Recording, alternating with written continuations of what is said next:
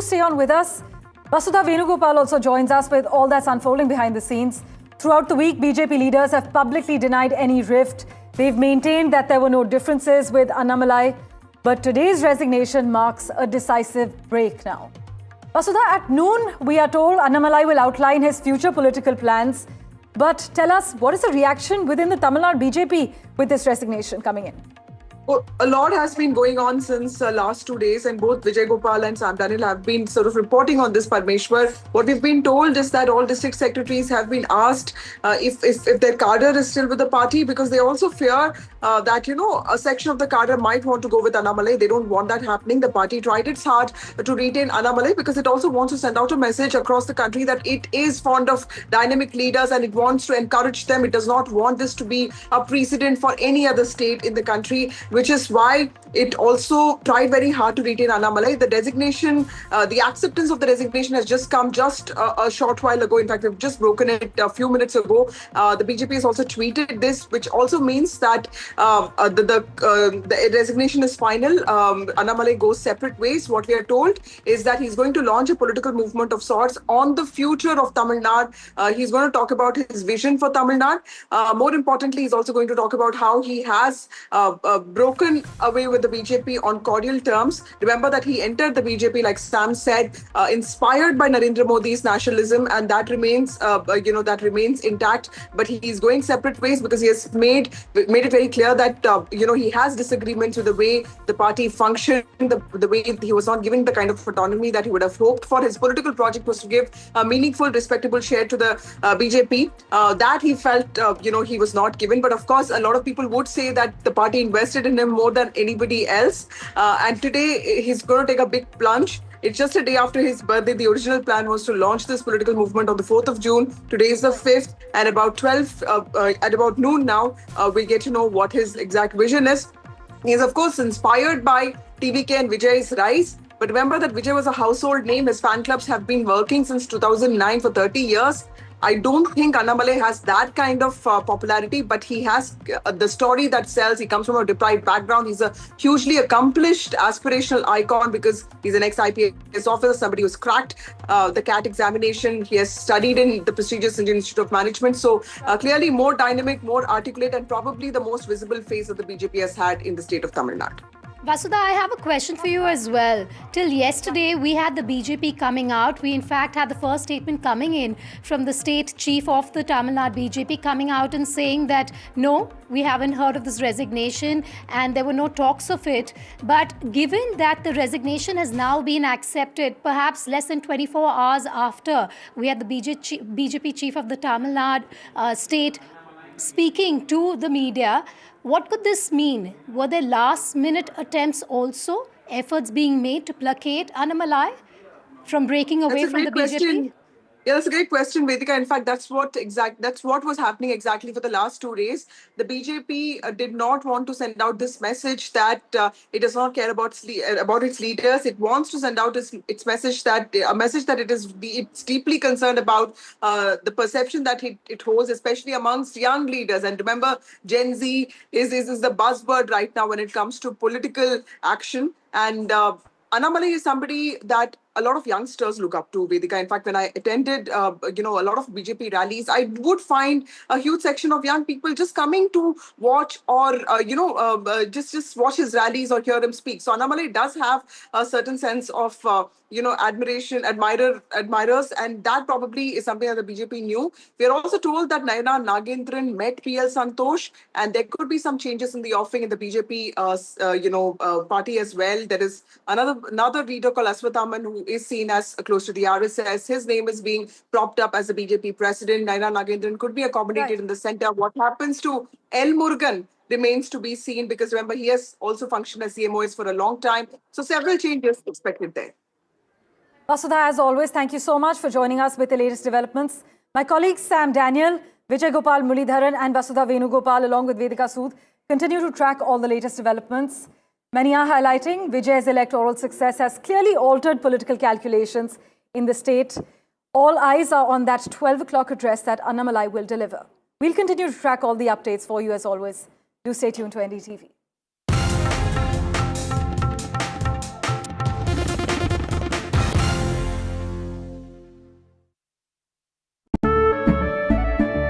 केसरिया से मन जोगी हुआ रे, दिल झूमे देखो मतवारा हुआ रे, केसरिया से मन जोगी हुआ। हर पल मनाओ केसरी त्योहार। विमल, बोलो जुबान केसरी। थोड़े में ज्यादा स्वाद, यही तो है इसकी खास बात। वाओ मामा, क्या स्वाद है। अरे मेरे राजा, मसाला। From the newsroom to the studio to the thick of political action. You're watching NDTV 24/7. The hope is that beyond this election, this will be one of the major issues. With multiple challengers in the fray, the TMC also has done a bit of rejigging. Remember, this is also a district that has been plagued by communal violence. Come to some of the sabhas that the BJP is also organizing, especially in the villages of West Bengal. When stories have impact, Padmaja Joshi, managing editor and prime-time anchor. then news has influence. The buck stops here with Padmaja Joshi. Your work is being watched by people. You think that you're making an impact in this time. I think that's really a huge validation, very rewarding, and I'm pretty certain that Team NDTV will go from strength to strength.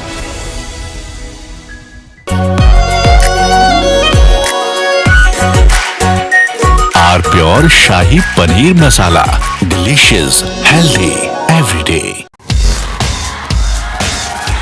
This is the show where we bring you all the hot and happenings from the world of entertainment and lifestyle. Really? Fashion that made you gag. Films that made you fangirl. Art that made it to the gram, and trends that kept us with the program. Hello and welcome to a brand new show. I am your host Mayank Chaudhary and this is Limelight. मीठा या नमकीन, चाहे जैसे खाओ, 100% सूजी से बनी are pure vermicelli, स्वादिष्ट, सेहतमंद, हर रोज। In the beautiful state of Andhra Pradesh, which has no shortage of its own superstars, and that's why it's our pleasure to be joined today on NDTV by Pavan Kalyan, the Deputy Chief Minister of Andhra Pradesh. Good to have you, sir. You were recently denied permission, sir, on Telangana Formation Day. I think somehow they're scared. Otherwise, there is no need for them to deny permission. Is the India bloc, up on its last legs? I had seen in my family, they were very strong supporters of Congress. As long Indira Gandhi was, even to an extent Rajiv Gandhi ji was there. They could slowly, but the disconnect started because of their policies. I really expected some kind of a greater understanding when this man, Mr. Rahul Gandhi, if I go and meet people, that gives me a very entire greater understanding, greater depth. But I felt after walking from Kanyakumari to Kashmir, and the way he understood, then I said he has become more shallow. You have a good relationship with the BJP and especially with Prime Minister Modi. This man is the future of our country, and we need it.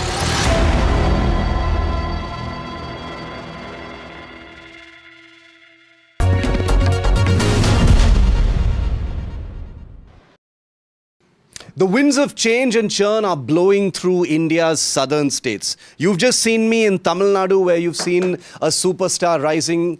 I've just been to Karnataka, where there's been a generational shift in the Chief Minister's post. And now I've landed in the beautiful state of Andhra Pradesh, which has no shortage of its own superstars. And that's why it's our pleasure to be joined today on NDTV by Pavan Kalyan, the Deputy Chief Minister of Andhra Pradesh. Hi, good sir. to have you, sir. It's good to see you here. I know how busy you are with everything that's going on in your state.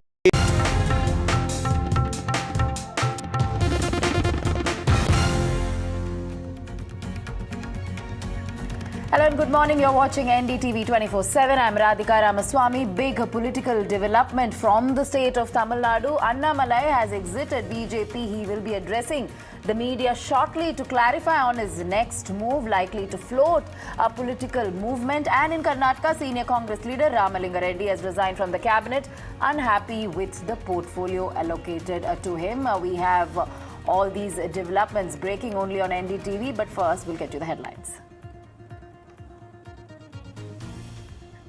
Big NDTV news break confirmed the Annamalai BJP breakup is official 5 days before others got a whiff. NDTV broke the Tamil Nadu BJP quake first. Annamalai said to break his silence at noon today.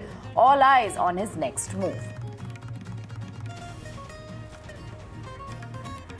Big quake in DKS's Karnataka cabinet. Ramalinga Reddy quits minister post over portfolio row. Reddy was the major and medium irrigation minister in DKS's brand. Cabinet aspired and demanded Bengaluru portfolio.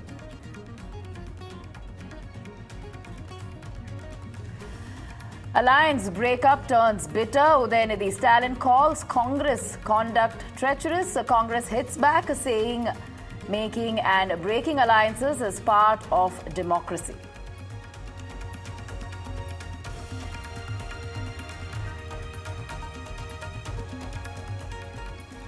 Janasena Chief Pawan Kalyan's explosive interview of NDTV triggers Telangana flashpoint. Kalyan says that Telangana is his karma bhumi, hits out at Rahul Gandhi and the Congress over appeasement politics. I really expected some kind of a greater understanding when this man, Mr. Rahul Gandhi, walked length and breadth of India, from here, from Kanyakumari to Kashmir, and the way he understood, then I said he has become more shallow. It is like you cannot instigate society one against another. And Team India T20 shake-up is on the cards. Sources say Shreyas Iyer is set to replace Surya Kumar Yadav as India's new T20 captain. Iyer is likely to lead India on the Ireland and England tour.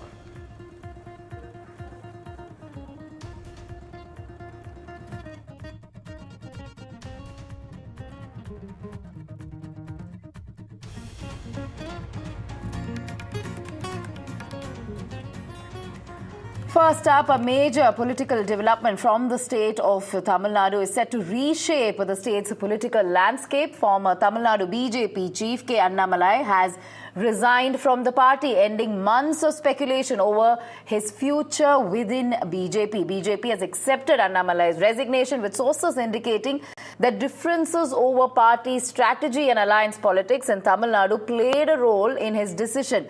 With the BJP losing one of its most recognizable leaders in the state, all eyes are now on Annamalai's next move.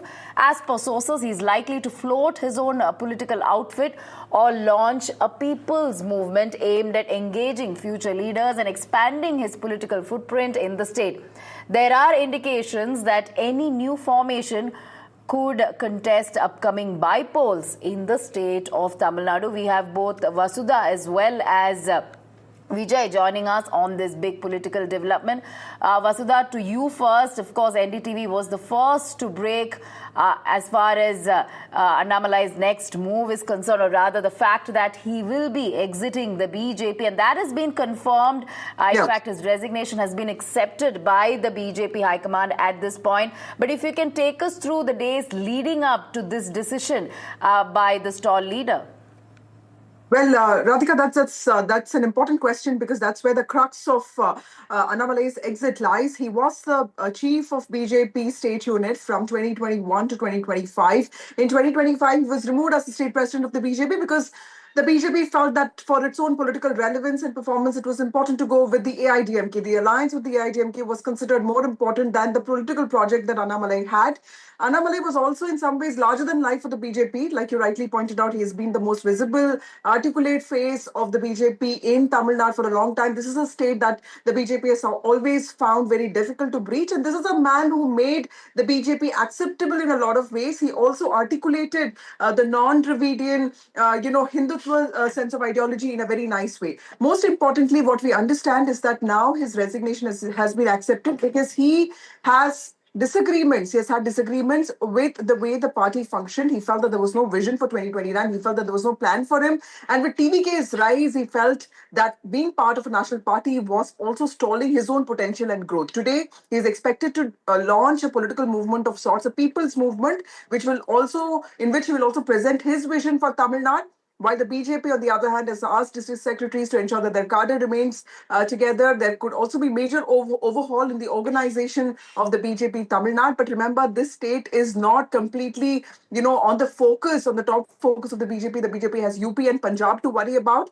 So while we talk about Annamalai for the BJP, Tamil Nadu is just one of the other states that it could be worrying about later in the day. For now, the priority is somewhere else.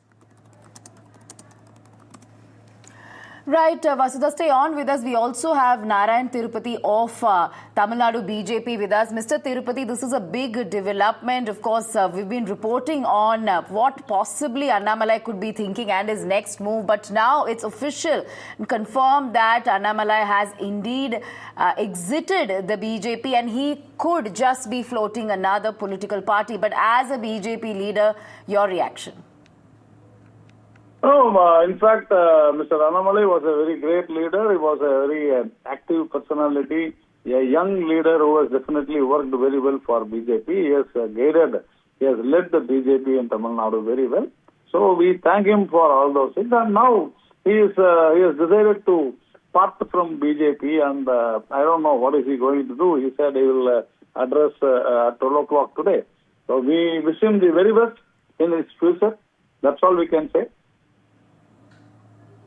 Right, but Mr. Tirupati, of course, the fact remains that he was not happy with what happened, ahead of the polls in the state of Tamil Nadu. AIDMK alliance appears to have been the fault line, and he had spoken about it with the BJP High Command as well. He was not happy with the alliance and the fact that he was sidelined from within the BJP as well, just ahead of the polls. I don't think, because if he had been sidelined, he would not have addressed at least 100 places. He had visited 100 constituencies. So I don't think he felt. In fact, I don't think he was sidelined, or even in fact he felt he was sidelined. But he may have had a lot of differences in the alliance. Yes, I do accept it. But it is the national party, national high command, which it decides. This is a national party. It's a collective decision. So the BJP always goes with collective leadership. All knows that. So it is his decision to quit, and you can't stop him. You can't stop anyone who wants to go out. Right, Mr. Tirupati, he was a tall leader of the state of Tamil Nadu. In fact, a very recognizable face as well as far as the BJP is concerned in the state. But do you think this exit could really impact the long-term prospectus of BJP in the state? BJP is, as BJP, it is 46 years old. So BJP is the world's largest party. We have a beautiful and the tallest leader, Mr. Narendra Modi. So I don't think anybody's exit will halt any party's growth. Even if I go out, BJP will grow very well.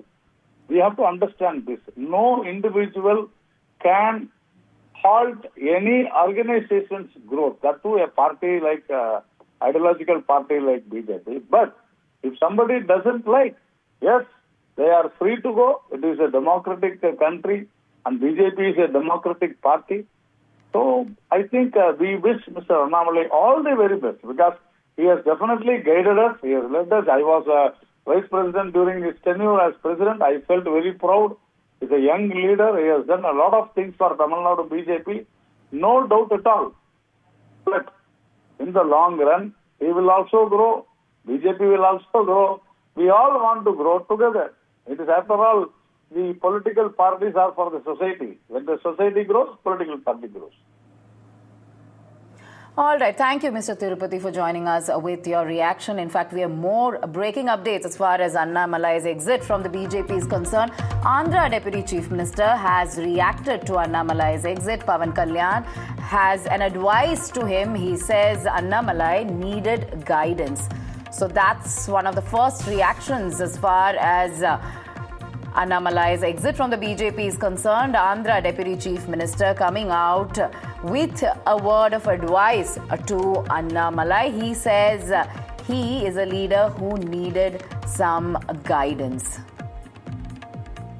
In fact, my colleague Shivarur had spoken to him on Annamalai. Let's listen in to what he had to say earlier.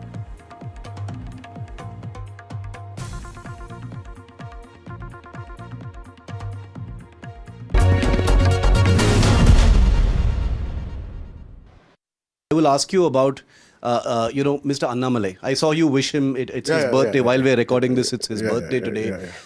What do you think happened, Mr. Pavan Kalyan, to Annamalai? He'd been given a lot of opportunities.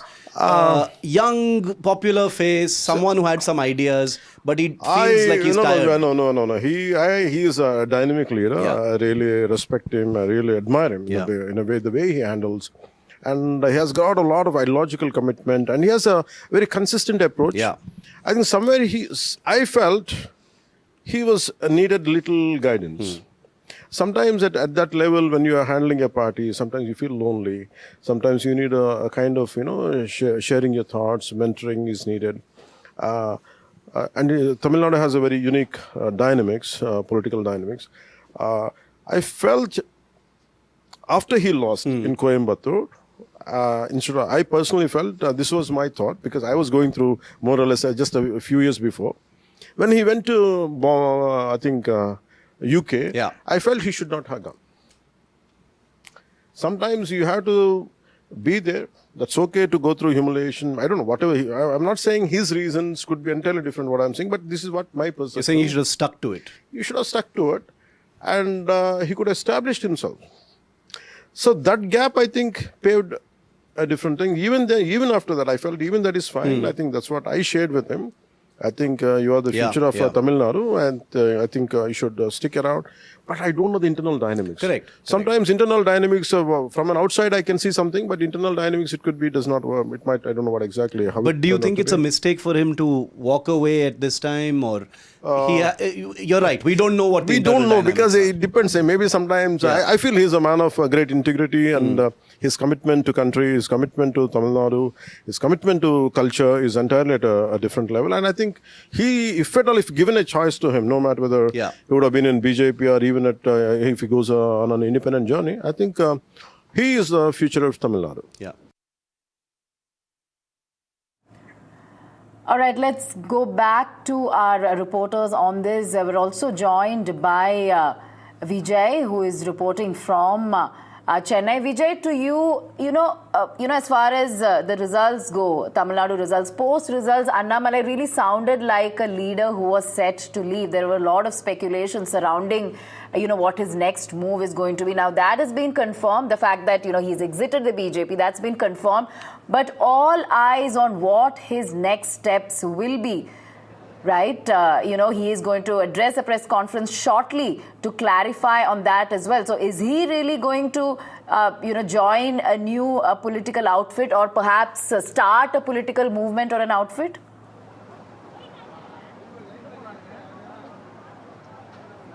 Radhika, well, Annamalai definitely going to start a political movement first, and after 6 months, he likely to convert that political movement as a political party. Remember, just before 2024 Parliament elections, Annamalai started Enmakkal Yatra across Tamil Nadu on behalf of BJP to strengthen the BJP on grassroots level. He travelled across Tamil Nadu to each and every constituencies to meet the BJP supporters and people.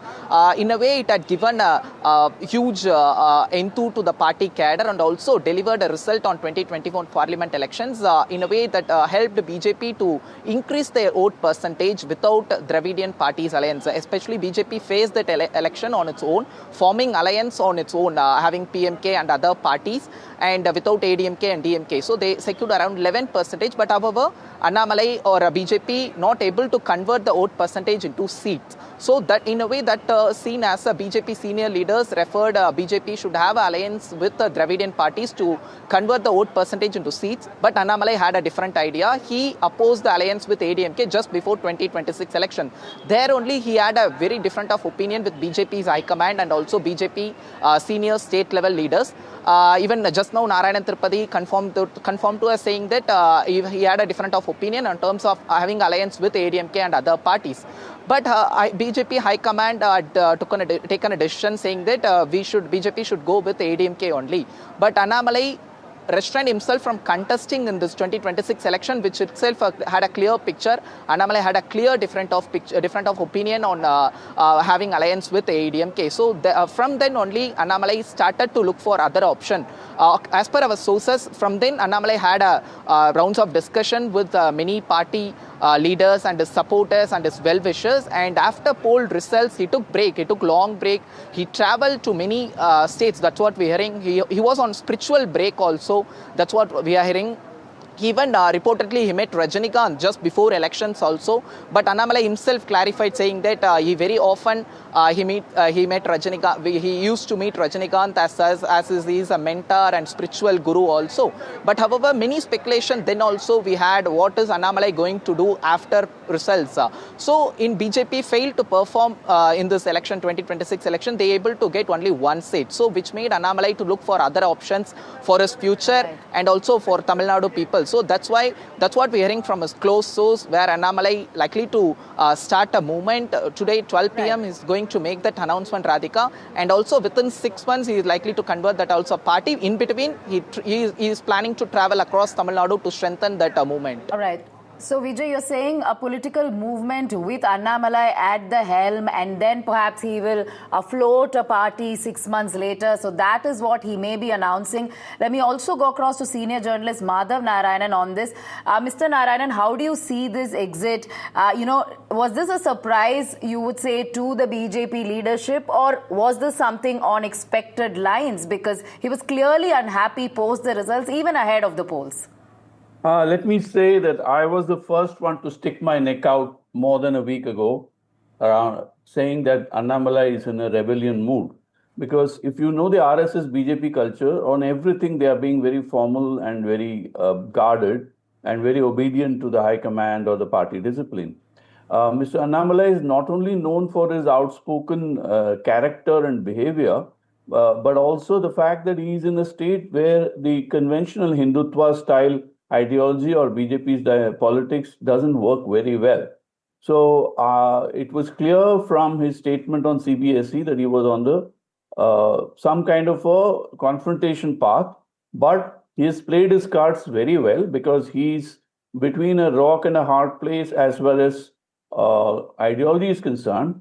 But as far as his personality is concerned, he's on a very strong wicket because he's outspoken, has got an IPS background, and also belongs to a certain kind of a backward community of the Konguvelalas who are very significant in the western part of the state. So he's positioning himself. But where I want to point out everything is, I called him a constructive dissident. But if you look at what has happened in Maharashtra, where the NCP broke away from Congress, Sharad Pawar used to be in Congress, and then later aligned with the Congress as a coalition ally, retaining his independence while having an ideological as well as social overlap with the Congress. Similarly, Shiv Sena under Eknath Shinde has followed a similar path. So what we have now is what we in economics or business call a business model. There needs to be a new political model under which you can align with somebody and be on good terms and yet retain your independence so that you will not be run over either in the name of party discipline or in the name of some kind of a tactical move on the chessboard, which Annamalai suffered from because of his rivalry with the person called Nainar Nagendran, who was named BJP president, much against his wishes, as some kind of a Johnny-come-lately, and get crashing into Annamalai's political party. But Mr. Narayan, So my question to you, I completely get your point, and I also know that you were one of the first people to actually, say that he is quitting for sure, because a lot of us believe that the BJP will be able to hold him back, because we've not seen many leaders openly defying the party leadership on such polite, cordial terms, meeting the Home Minister and saying that, I have disagreements. I want to leave your party, but at the same time, I want it on very cordial terms. Let me ask you the timing of this exit. Don't you think that it's a little intriguing because the new team of Nitin Nabeen is going to be put in place? Annamalai could have been made an MP. He could have even been made a general secretary of the party. He is an IM grad. He's an IPS officer. He has a national career if he wanted to. But now he's starting something just after the state has just undergone this very intense election. Is it just too early for him to start this? Is he just doing this because he felt that he lost an opportunity that TVK took? Yeah, in fact, Vasudha, I would not only disagree with you, but I will turn the whole thing logic upside down. Because you're not wrong in your own way, because you have BJP as a national party in mind. But Annamalai's prime objective for the BJP is to deliver Tamil Nadu. He is to BJP in Tamil Nadu what Siddaramaiah is to Congress in Karnataka as some kind of a social coalition builder or a face that will command popularity within the state. And from a Tamil Nadu point of view, the timing could not have been better for 2-3 reasons. First of all, the elections are just over, so he's got plenty of elbow room and time to play with, to build a movement, test the waters, do a pilot project, because he says he's going to be having a movement first. Again, to use the Silicon Valley language or the startup language, he's got enough leg room to pivot around the whole thing. And by quitting the BJP on extremely cordial terms, because day before, one thing I got slightly wrong was that I said he's meeting only Nitin Nabeen. But now that he's met Amit Shah, it's as good as meeting Narendra Modi, which means I was joking that this is like somebody leaving IBM for Microsoft. It looks like a very corporate activity. There is no, there is no rancor, which is a very apolitical way of doing politics. And he's got precedence in even Pawan Kalyan, who your managing editor, Shivaru, has just interviewed. He's got his own identity while being a BJP ally. So there is a business model emerging in Indian politics where you can be part of the BJP Parivar, as distinct from the Sangh Parivar, while retaining your identity based on community, ideology, personality, as well as some kind of select following. And he's got, the next election in Tamil Nadu, unless there is a collapse of the TVK, which I don't see it happening immediately, is the 2029 parliament elections. So he's got 3 whole years within which to deliver Tamil Nadu or pivot if necessary and emerge as an alternative face. One thing I've been saying is that he's got age on his side. He's only 41 or 43. And he's got a personality, and he's addressing a state which has now got a huge social power vacuum. Even Stalin, a DMK leader, in spite of having a big cadre-based party, has done a lot of hard work both for the party and in the government. And financing the elections is not a problem for him. In spite of that, he's lost. Whereas all other parties are in a disarray. Vijay Kant is no more. Jayalalitha has passed away a decade ago. Therefore, and then AIDMK is in a state of disarray. So there's a vacuum in the opposition, or what I call the alternative space, where in any anti-incumbency situation, there is a room for a face who's a good orator, who can command popularity and also belongs to the right community. Except that the Dravidian ideology has nuances that the BJP's Savarkarian approach, if I may say so, doesn't hold. Dravida movement takes its origin from Periyar. There is rationalism. In fact, there was something very candid that the DMK spokesperson, Selam Dharnidharan, told you and me, I think, a few days ago. He says, look, the DMK itself is a product of anti-establishment uprising. So they have done to us, TVK has done to us what DMK has done. So there is a Gen Z plus anti-establishment rationalism that is part of Tamil Nadu's political culture for close to a century now, beginning with Justice Party.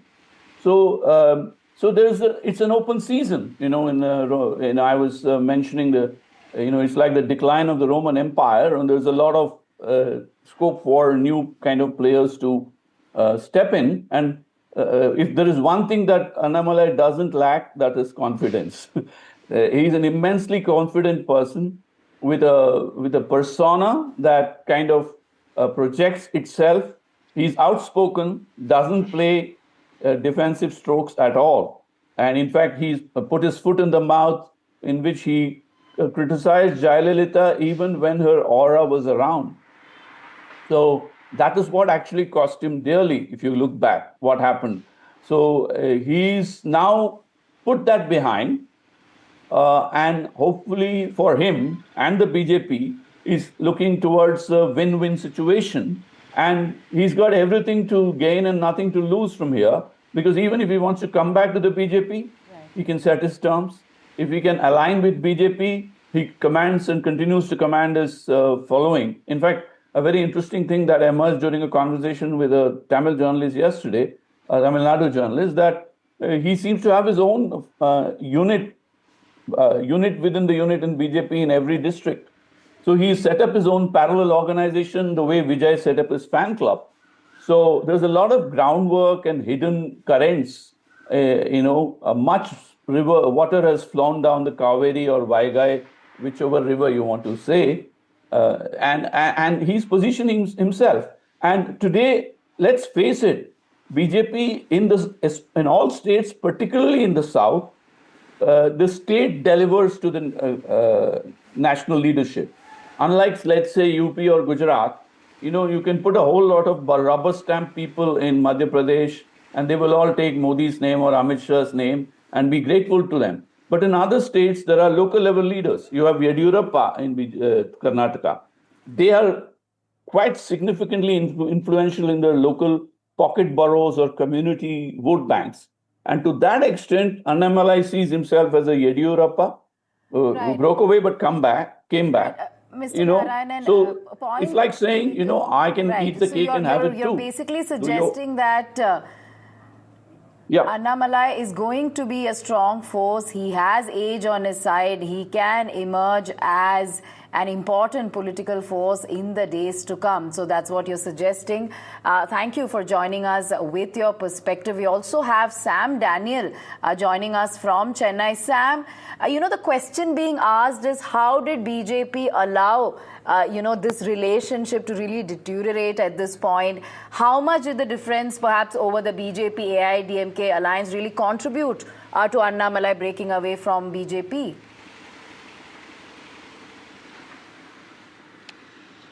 Well, BJP sources, Radhika, give two reasons. One, Annamalai, they say, oversold himself.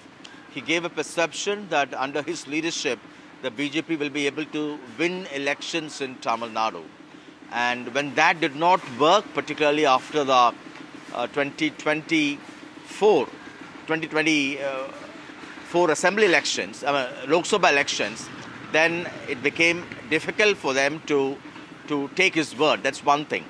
Secondly, at some point, some leaders say the party felt that Annamalai is perhaps preparing to project himself more, to build a force around himself, and that they believe now vindicates that kind of view within the party. But certainly it was Annamalai, they agree, that who had made the BJP a name to reckon with in Tamil Nadu. Unlike any other predecessors, any other state BJP chiefs in Tamil Nadu, Annamalai made BJP a talking point. Although they were negligible in terms of the vote share, the BJP's voice, his response, his views on various key issues for Tamil Nadu became important, and he became a strong voice against the ruling DMK over the last 5 years in that sense. So he had actually changed the perception of the BJP, and in his view, he wanted to fight alone so that gradually, steadily but strongly, the party will be able to expand its footprint in Tamil Nadu.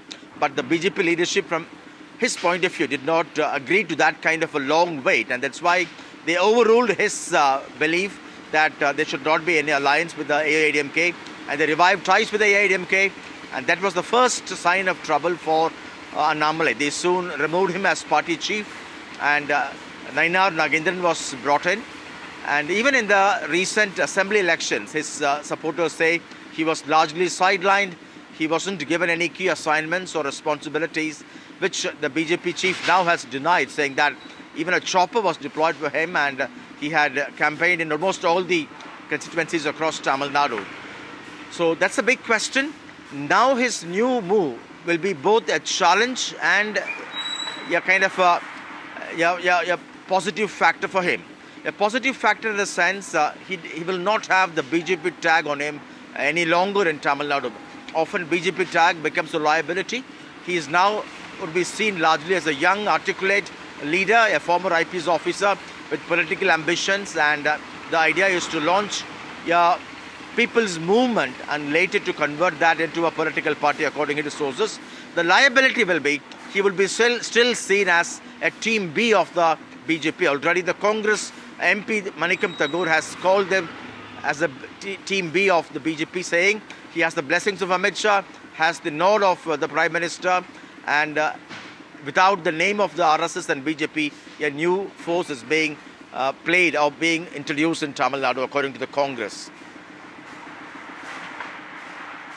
All right, thank you, Sam, for getting us all of those details. We'll closely track this developing story with you. K. Annamalai's exit marks one of the most significant political realignments in Tamil Nadu in recent years. All eyes on what his next move will be. And for more on that, we're joined by Padmaja Joshi.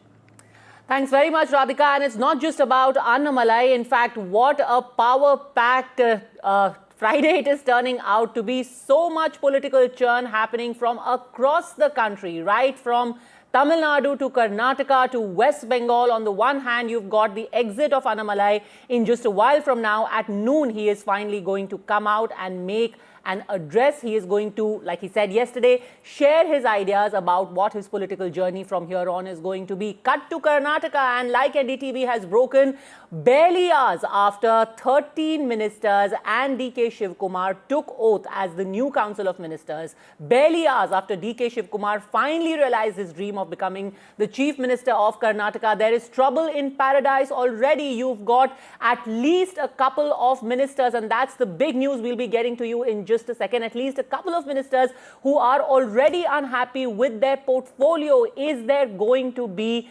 churning yet again in Karnataka? And then, of course, we have spoken at length about West Bengal, where the exits continue, and now a spate of high-profile arrests. And Team NDTV is going to take you through all of those developments. This promises to be an action-packed Friday. Vasudha Venugopal, Madhavan Narayana, and Sam Daniel all live with us. But let's focus for a while, because just the last 30 minutes left. Today in the morning, and that's the news that NDTV broke to you. Today in the morning, it finally became official, if we can call it a divorce or whether it is a, it is a no strings attached relationship. Nobody is quite sure what is happening between the BJP and Annamalai, but at least on the face of it, the BJP president Nitin Nabin today officially accepted Annamalai's resignation from the primary membership of the BJP. This is something that NDTV had told you more than a week ago. But Vasudha, all eyes on what he announces at 12 p.m. Is it going to be a formal political party, or is it going to be, quote unquote, a people's movement?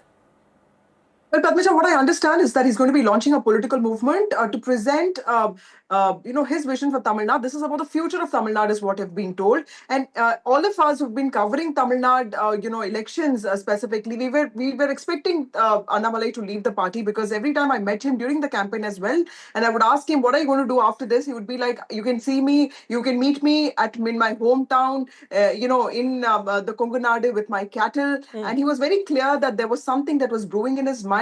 And Padmaja, remember that, this is a man who's politically very intuitive. He understood that Tamil Nadu indulges in a lot of religiosity, but it's not a state that can be attracted by Hindutva. So at a time when everyone was talking about the Ram temple, I had interviewed him, and he had spoken about reviving those smaller Kuladaiva temples in Tamil Nadu. This is just a small example of the kind of visibility, articulation that he brought to the alternative, or to the Dravidian vision that the DMK has. So he clearly was very useful to the party. He probably is one of the most visible and known faces of Annamalai. I can of Tamil Nadu BJP. I can tell you that every time I covered BJP rallies, there was always one section of the crowd waiting to hear him speak. So he did have a certain amount of traction, and his resignation does mean a blow to the BJP, which is why the party tried hard to retain him. In the coming days, we can also see the party making a lot of changes to ensure that his leaving does not impact the party adversely. In fact, when he was carrying out the Enman and Makkal Yatra, at that time, the kind of crowds that he attracted, everyone talks about Tamil Nadu as a state which loves cults, the cult of the superstar. He has his own little cult, that Singham cult going on. So the image of that IPS officer, a no-nonsense man, a man who has got integrity, who's been in uniform. So that image has really carried with him into politics as well. I'm coming to you, Madhavan Narayan, because I want to focus specifically on some of the pictures we saw when Annamalai was in Delhi and met the top leadership of the BJP. But before that, Sam Daniel, what are you hearing? So Vasudha, very clear that he is going to have a formal political party. What are you hearing, Sam? Political party, what are its contours going to be? Any names doing the rounds yet? Well, Gauri, no political party immediately. His close circle tells it's going to be launch of a people's movement first, strengthening the We the Leaders movement already he has put in place, developing young leadership across Tamil Nadu, and this time to groom them in political leadership. Once the required strength is achieved, maybe in 4 to 6 months' time, then he would launch that into a political party. And the recent victory of Vijay has given them confidence, and they are quite confident that now without the BJP tag, Annamalai would be seen as, in that sense, as a young leader, a former IPS officer, a good orator, and that will give him that springboard to be emerging as a strong voice in Tamil Nadu. Annamalai has largely been batting for the coalition model of government in Tamil Nadu. And he is likely to perhaps work towards that in terms of also cobbling together a formidable formidable coalition of partners in that sense, so that whenever he launches a political party, he'll have the backing of that many political parties, small or big or medium, so that he would not be alone in that fight. Of course, he has a huge following, both online and offline, but he's still not a match for Chief Minister Vijay's popularity. But he's going to build on that. Today's online interaction will be a great test in that sense, to see how many watch him live all through the half an hour, 1 hour of his interaction. Absolutely. And that could give him a sense of that is going to be key from here on. The elephant in the room is going to be how Annamalai positions himself vis-a-vis Vijay. We have our own in-house Vijay as well, who's going to be joining us on this story. I have to take a very quick break at this point. But so much suspense, a lot of speculation, conspiracy theories. You've already got the Congress saying that RSS BJP's plan B is ready after several experiments between 2002 and 2026. A new political mask with Amit Shah's nod and Modi's blessings with no name of RSS and BJP. So already the Congress is seeing it as some kind of plan B of the BJP and RSS, who are going to be the power behind Annamalai. What does he have on his mind? You will know in less than 30 minutes from now. Don't go anywhere. We've got the big stories, the big breakings right here on NDTV. Back in a minute.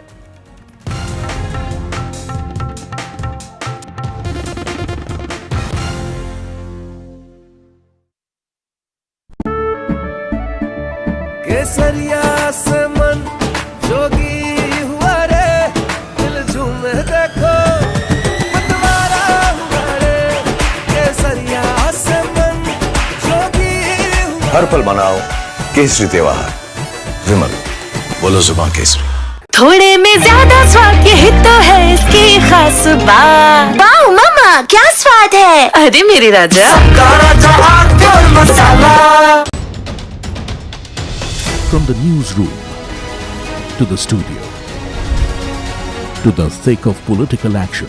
Now watching NDTV 24/7, the hope is that beyond this election, this will be one of the major issues. With multiple challengers in the fray, the TMC also has done a bit of rejig. Remember, this is also a district that has been plagued by communal violence. Come to some of the sabhas that the BJP is also organizing, especially in the villages of West Bengal. When stories have impact, Padmaja Joshi, managing editor and primetime anchor. then news has influence. The buck stops here with Padmaja Joshi. Your work is being watched by people. You think that you're making an impact in this time.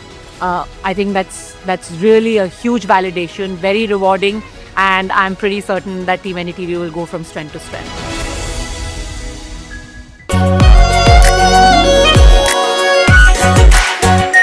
Our pure Shahi Paneer Masala. Delicious, healthy, every day. This is the show where we bring you all the hot and happenings from the world of entertainment and lifestyle. Really? Fashion that made you gag. Films that made you fangirl. Art that made it to the gram, and trends that kept us with the program. Hello and welcome to a brand new show. I am your host Mayank Chaudhary and this is Limelight. मीठा या नमकीन, चाहे जैसे खाओ, 100% सूजी से बनी are pure vermicelli, स्वादिष्ट, सेहतमंद, हर रोज. In the beautiful state of Andhra Pradesh, which has no shortage of its own superstars. And that's why it's our pleasure to be joined today on NDTV by Pavan Kalyan, the Deputy Chief Minister of Andhra Pradesh. Good to have you, sir. You were recently denied permission, sir, on Telangana Formation Day. I think somehow they're scared. Otherwise, there is no need for them to deny permission. Is the India bloc, up on its last legs? I had seen in my family, they were very strong supporters of Congress. As long Indira Gandhi was, even to an extent Rajiv Gandhi was there. They could slowly, but the disconnect started because of their policies. I really expected some kind of a greater understanding when this man, Mr. Rahul Gandhi, if I go and meet people, that gives me a very greater understanding, greater depth. But I felt after walking from Kanyakumari to Kashmir, and the way he understood, then I said he has become more shallow. You have a good relationship with the BJP and especially with Prime Minister Modi. This man is the future of our country, and we need it.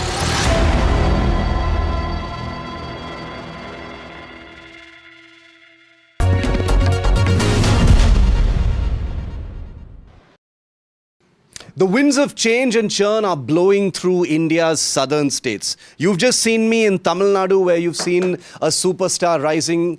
I've just been to Karnataka, where there's been a generational shift in the Chief Minister's post. And now I've landed in the beautiful state of Andhra Pradesh, which has no shortage of its own superstars. And that's why it's our pleasure to be joined today on NDTV by Pavan Kalyan, the Deputy Chief Minister of Andhra Pradesh. Good to have you, sir. It's good to see you here. I know how busy you are with everything that's going on in your state, in your neighboring state. I'm going to start with the headlines that Pavan Kalyan has just been making now. And it happens to be in Telangana, where you were recently denied permission, sir, on Telangana Formation Day to hold a big public meeting. Why did that happen? Why did they stop that? I don't know. It's my constitutional right. It's a simple meeting with the 2,000 sadhaks of my party who are active party cadre, and it's an indoor. I don't know. I think somehow they're scared. Otherwise, there is no need for them to deny permission. But what is there to be scared? You live there. People are saying you're not a son of the soil. Only sons of the soil can, look at creating a political footprint there. Then that means Congress should not step into the South. Or anyone, if that is the argument, this country won't function. And no other party, and every party should become a regional party, very the native-centric. That does not happen. When we sing Vande Mataram, when we see Janagana Mana, we never look at it as Bengali. We say this with a national spirit. I think this is a very shallow argument. Who is nervous about Pavan Kalyan doing something? It's not like it's your first time in Telangana, sir. I mean, you live there, you've lived there, you have family there, you have a history there. You've contested elections there before as well. But why are people nervous now? What is different now? I don't know really, because for me, I've been doing politics even much before I initiated my political journey in 2007 to 2008. Active politics started from 2008 mid onwards. And always I went through like, entire Telangana. I mean, more of my political journey. It initiated in Telangana and have a greater grip in Telangana. Yeah. When it comes to very committed cadre. Maybe I think that could be the reason for them. What if he gains a stronger foothold? I think that should be the reason. Because they are accusing you, sir, of playing divisive politics. They're saying that you're trying to remind people of the divisions between the two states, and it's not about ideology. A whole generation has passed, and that's the reason why you're being denied permission. There is no way that they can say it. Okay, first of all, even I don't.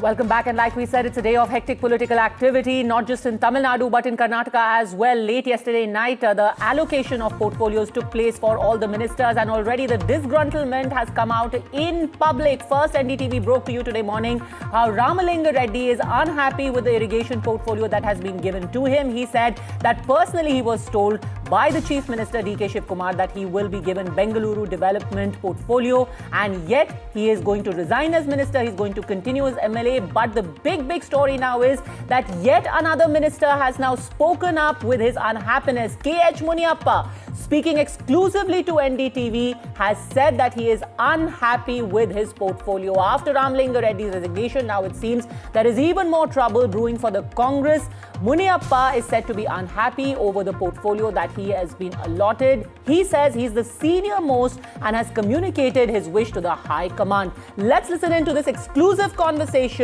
that K.H. Muniappa has had with NDTV's Deepak Bopanna. Sir नमस्कार sir, दीपक बोल रहा हूँ NDTV से। Sir आपका एक statement चाहिए था। आप मुझे इन्फॉर्मेशन आ रहा है कि आप खुश नहीं है आपके पोर्टफोलियो से, दूसरा कुछ पोर्टफोलियो चाह रहे थे, कुछ बता सकते हैं सर इसके बारे में? मैं रिक्वेस्ट किया एआईसीसी प्रेसिडेंट वो हमारा राहुल जी हमारा नेता, इसको मैं कन्वे किया। ओके। मैं कैबिनेट में मैं सीनियर मोस्ट है, इनको क्या प्रोटोकॉल से क्या क्या नहीं होगा इसके बारे में मैं रिक्वेस्ट किया। ओके। और ठीक करने के लिए। ओके सर, एक ही प्रश्न पूछना था कि आप खुश हैं ये पोर्टफोलियो से जो दिया गया है या नहीं है sir? Are you happy with this portfolio? अभी बोल दिया ना आपको। We wanted to just get clarity, sir. You know, you've taken over as the chief minister. Just a small word, so we're partnering with the Hindu as you're here at the events. Hello. Yes. You give my number to me.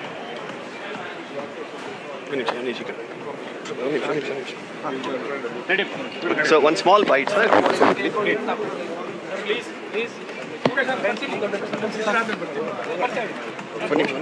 Please, sir.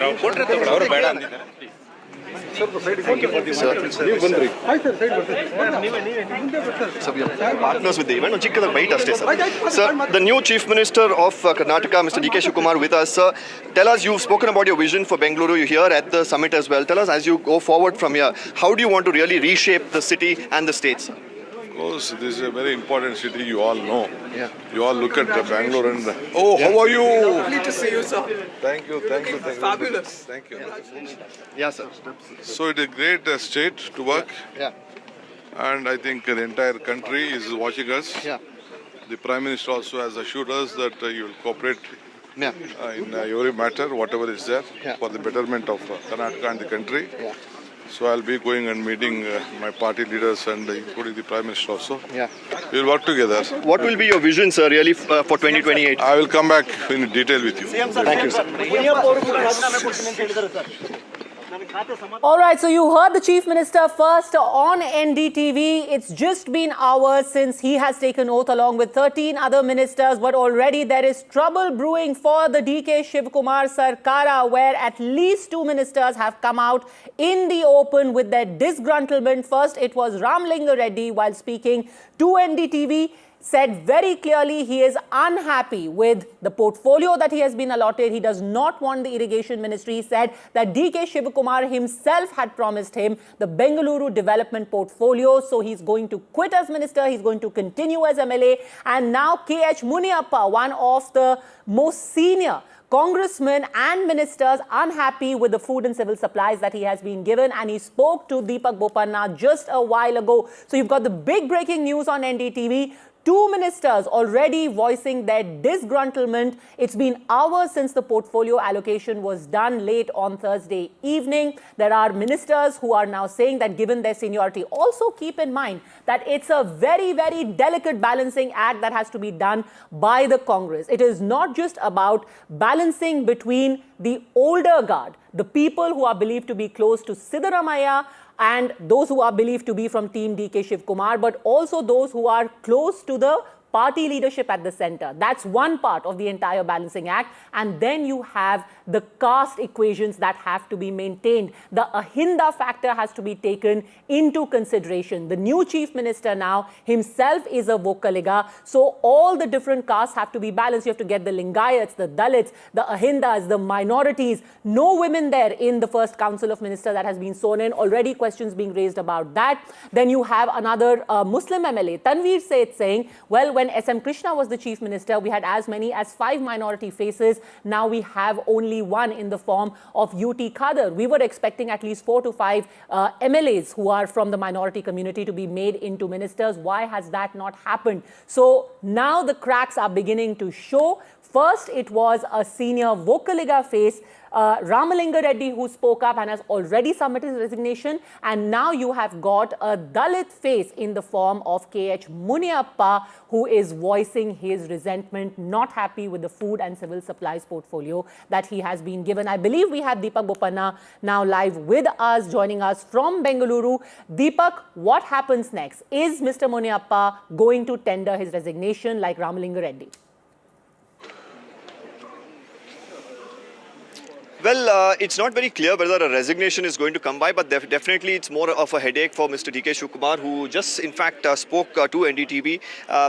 Didn't have too much time, was rushing towards the airport where Mr. Mallikarjun Kharge, the AICC president, is set to file his nomination today, and that's why we have Mr. Surjewala, Mr. Rahul Gandhi, and several other Congress leaders who are going to be making their way here. So not the greatest of days for him to deal with this internal issue after allocation of portfolios. Merely a few hours later, you have a spillover effect. One minister who's resigned, now you have another minister who's openly said that he is not very happy with this current portfolio. I'm told 2 others also have expressed a little bit of discontent. So the drama is going to continue. It's not going to be a bed of roses. The combinations in terms of caste, in terms of pleasing, leaderships, in terms of also pleasing the leaders themselves. This is something that Mr. DK Shiv Kumar needs to do. These are the tests really for most of the chief ministers. But this sort of a rebellion after allocation of portfolio, resignation, this is not something that we see every day. And this is an extreme situation. We'll really have to see. He says he's his best friend, and they are in fact very good friends, Mr. Ramalinga Reddy and Mr. DK Shiv Kumar. Mr. Ramalinga Reddy, of course, wants Bengaluru because he believes that he right now does not have the bandwidth to probably deal with a ministry like water resources that needs him to move away from the city. He's always concentrated his politics in Bengaluru. He says twice over he feels like he's been betrayed because he says Mr. Siddaramaiah in the previous tenure, or rather just before this, said that he will be made Bangalore Development Minister. He was made Transport. He says Mr. Shiv Kumar came to him and said he will be made Bangalore Development. Now, again, not being given. Mr. Muniappa says he's one of the senior most leaders in the cabinet, and he thought he can do more if he was given a different portfolio for the people. So these sort of resentments that they're speaking about quite openly is something that is going to become a headache of sorts for the Congress party and Mr. DK Shiv Kumar now as he has taken over as the chief minister officially. Absolutely, and it's also that balance that has to be maintained between the different caste equations. The fact that you've here got a senior Vocaliga voice, and soon on the heels of that, you've got KH Muniappa, who comes from the Dalit community, also saying that I don't feel this is befitting my stature, the kind of ministry that I've been given. Well, yes, he feels that, he puts it in a way that, the work needs to be done for the people, and he can do better work through a different portfolio is the message that he's trying to send out. But it's clear that he's unhappy with the portfolio that has been given to him. So how are they really going to do, or rather deal with this? Mr. Muniappa probably will be much easier, but Mr. Ramalinga Reddy seems to be very disappointed, stern. He's a very veteran leader. More importantly, why I say this is crucial is because Mr. Ramalinga Reddy, of course, is going to be very essential if the Congress needs to stand a good good chance in the upcoming GBA polls. There are 5 corporations here, unlike before where the BBMP was just one corporation, 198 wards where you're going to be contesting. Now it's a massive number of wards that you're going to be contesting, 5 different corporations. Mr. Ramlinga Reddy has a very strong hold, especially in certain regions of Bengaluru, and him stepping down. And if this sort of a disgruntlement continues, it's not going to be very good for the Congress party. And now if he's not going to be given the Bangalore development portfolio, which in all likelihood he may not, he's even though if they may convince him, it's still not going to augur too well for the Congress party in the days to come. Absolutely, and definitely whoever has to give it up, if I'm not mistaken, it's Krishna Baire Gowda who has been given that portfolio. It's not as if he's going to be thrilled about having his ministry taken away. Naturally, the BJP is latching onto this opportunity. We've got reactions coming in thick and fast. Let's listen in to the initial reactions that we got to this big political quake in Karnataka. ಯಾರು ಇಂಥ ಇಲಾಖೆ ಬೇಕು ಅಂತ ನಾನು ಕೇಳಿರಲಿಲ್ಲ. ಅವರೇ ಕರೆದು ಕೊಡ್ತೀನಿ ಅಂತ ಹೇಳಿದರು. ಆಮೇಲೆ ನಾನು ಬೇಡ, ನನ್ನ ಮಂತ್ರಿಮಂಡಲದಲ್ಲಿ ಇರೋದಿಲ್ಲ ಅಂತ ನಾನು ಹೇಳಿದೆ. ಆಮೇಲೆ ನಮ್ಮ ಈಗಿನ ಮುಖ್ಯಮಂತ್ರಿಗಳು ಯಾರು ನಮ್ಮ ಶಿವಕುಮಾರ್ ಅವರು ಮತ್ತು ಅವರ ಸಹೋದರ ಡಿ ಕೆ ಸುರೇಶು ಇವರೆಲ್ಲ ನಮ್ಮ ಮನೆಗೆ ಬಂದು 2.5 ವರ್ಷ ಆದಮೇಲೆ ನಾನೇ ಚೀಫ್ ಮಿನಿಸ್ಟರ್ ಆಗ್ತೀನಿ, ಆಗ ನಿನಗೆ ಈ ಪೋರ್ಟ್ಫೋಲಿಯೋ ಬಿಟ್ಕೊಡ್ತೀನಪ್ಪ ಅಂತ ನಾನು ಸಾಯಂಕಾಲ 4 ಗಂಟೆವರೆಗೂ ಇದ್ದರು ನಮ್ಮ ಮನೇಲಿ, ಅಲ್ವೇನಪ್ಪ? ಸಂಜೆ 4 ಗಂಟೆವರೆಗೂ ನಮ್ಮ ಮನೇಲಿ ಇದ್ದರು. ನೀವು ಮಾಧ್ಯಮದವರೆಲ್ಲ ಇದ್ದೀರ ಅವತ್ತು. ಶಿವಕುಮಾರ್ ಅವ್ರನ್ನೂ ಕೂಡ ನಾನು ಮಂತ್ರಿ ಮಾಡ್ಕೊಳ್ಳಿ ಅಂತ ಕೇಳಲಿಲ್ಲ, ಅಥವಾ ಸಿದ್ದರಾಮಯ್ಯನವ್ರ ಹತ್ರ ಹೋಗಿ ನನ್ನ ಮಂತ್ರಿಮಂಡಲದಲ್ಲಿ ಸೇರಿಸಿ ಅಂತ ಹೇಳಲಿಲ್ಲ, ಅಥವಾ ಹೈಕಮಾಂಡ್ಗೆ ಹೋಗಿ ನನ್ನ ಮಂತ್ರಿ ಮಾಡಿ ಅಂತ ನಾನೇನು ಕೇಳಿರಲಿಲ್ಲ. ಮಾಡಿದ್ದಾರೆ, ಸಂತೋಷ. ಮತ್ತು ಅವತ್ತೇ ಶಿವಕುಮಾರ್ ಬೆಂಗಳೂರು ಪೋರ್ಟ್ಫೋಲಿಯೋ ನಿನಗೆ ಕೊಡ್ತೀನಪ್ಪ ಅಂತ ಹೇಳಿದರು. ಆಯಿತು ಅಂತ ಬಂದೆ. ನಾನು ಅದನ್ನು ಕೇಳಿರಲಿಲ್ಲ, ಅವರಿಗೆ ಅದನ್ನು ಕೇಳಲಿಲ್ಲ, ಅವರೇ ವಾಲಂಟಿಯರಾಗಿ ಹೇಳಿದರು. ಆಮೇಲೆ ನೋಡಿದ್ರೆ ಈಗ ಜನಸಂಪನ್ಮೂಲ ಕೊಟ್ಟಿದ್ದಾರೆ. ನಾನು 2 ಬಾರಿ ಕೂಡ ಅವರೇ ಕರೆದು ಕೊಡ್ತೀವಿ ಅಂತೇಳಿ ಆಮೇಲೆ ಬೇರೆಯವ್ರಿಗೆ ಆಯಿತು. ಅದಕ್ಕೆ ನನಗೆ ಬೇಸರ ಆಗಿ ಈ ಆತ್ಮಸಾಕ್ಷಿ ವಿರುದ್ಧವಾಗಿ ಕೆಲಸ ಮಾಡೋಕ್ಕಾಗ್ತಿಲ್ಲ ಅಂಥೇಳಿ ಇವತ್ತು ನಾನು ರಾಜೀನಾಮೆ ಕೊಡ್ತಾ ಇದ್ದೀನಿ. Already got Ramalinga Reddy, you have got K.H. Muniappa, you've got Tanveer Seth, and you've got voices within the Congress like Margaret Alva, senior veteran Congress leader, asking why there is no female representation. These minor cracks, or is this going to be a bigger problem for DK Shivakumar? Only 2 years left for elections in the state. This is not something that the new chief minister would want. We'll keep our focus on that story. Very quick break, and remember the countdown to that announcement from K. Annamalai. What is he going to do next is coming up in just 6 minutes. Don't go anywhere.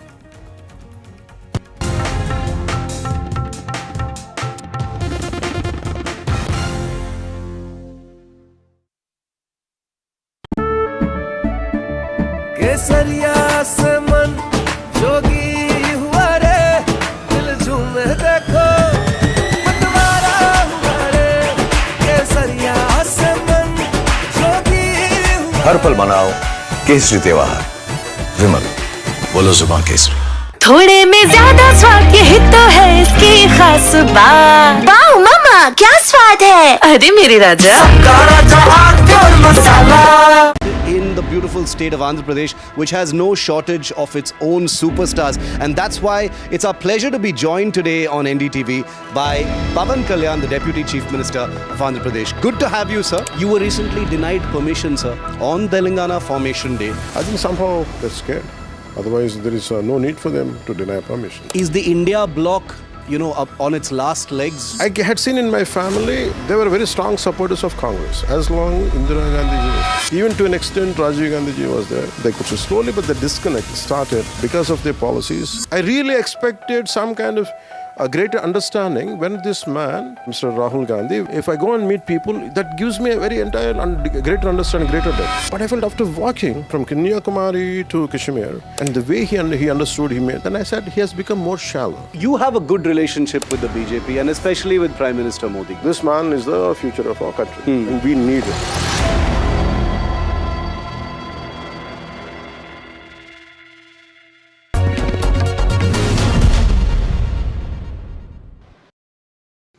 The winds of change and churn are blowing through India's southern states. You've just seen me in Tamil Nadu, where you've seen a superstar rising.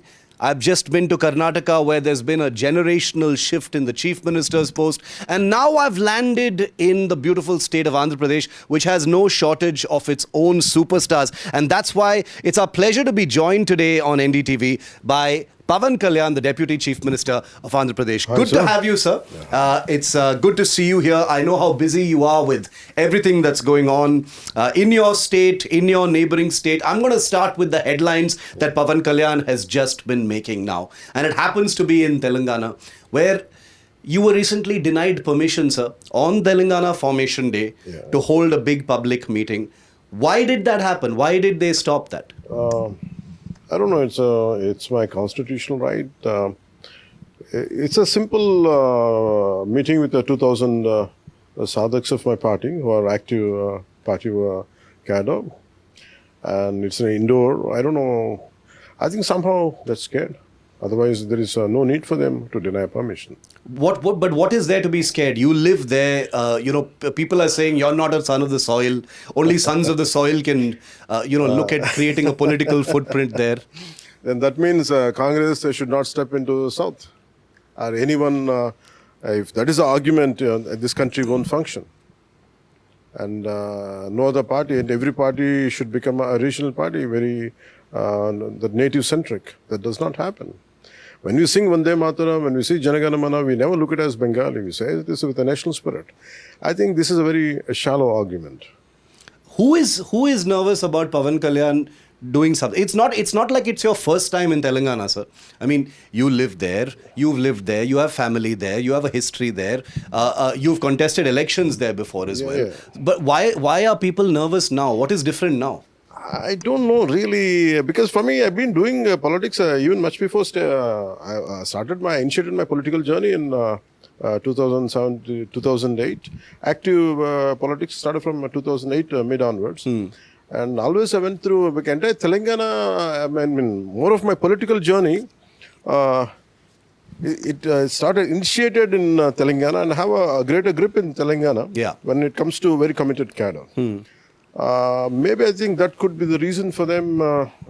What if he gains a stronger foothold? I think that should be the reason. Because they are accusing you, sir, of playing divisive politics. They're saying that you're trying to remind people of the divisions between the two states, and it's not about ideology. A whole generation has passed, and that's the reason why you're being denied permission. There is no way that they can say it. Okay, first of all, I shifted my party office to AP completely. But I have very strong cadre. There's no second thought about it. And they've been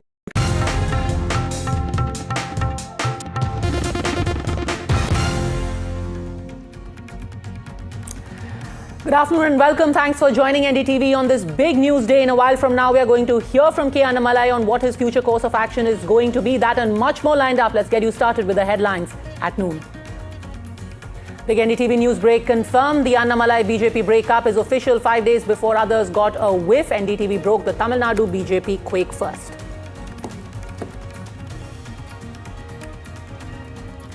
An early jolt for DK Shivkumar government. Karnataka Minister Ramalinga Reddy resigns, upset over not being allocated the Bengaluru development portfolio. DK's response says he will sort out the issue with his close friend. More senior Congress leaders also expressed discontent.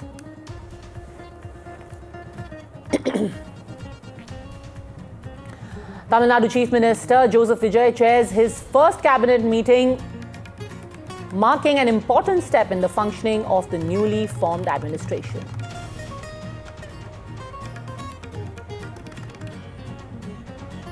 Alliance breakup turns bitter. Udayanidhi Stalin calls Congress's conduct treacherous. Congress hits back, says making and breaking alliances is part of democracy.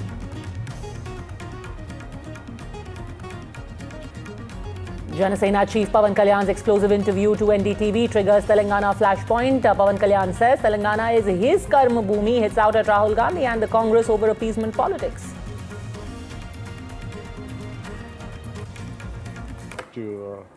I really expected some kind of a greater understanding when this man, Mr. Rahul Gandhi, walked length and breadth of India, from here, from Kanyakumari to Kashmir.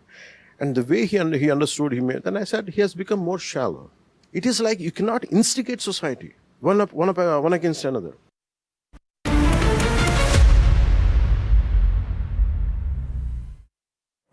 All right, a major political development from Tamil Nadu is set to reshape the state's political landscape. Former Tamil Nadu BJP chief K. Annamalai has resigned from the party, ending months of speculation over his future within the BJP.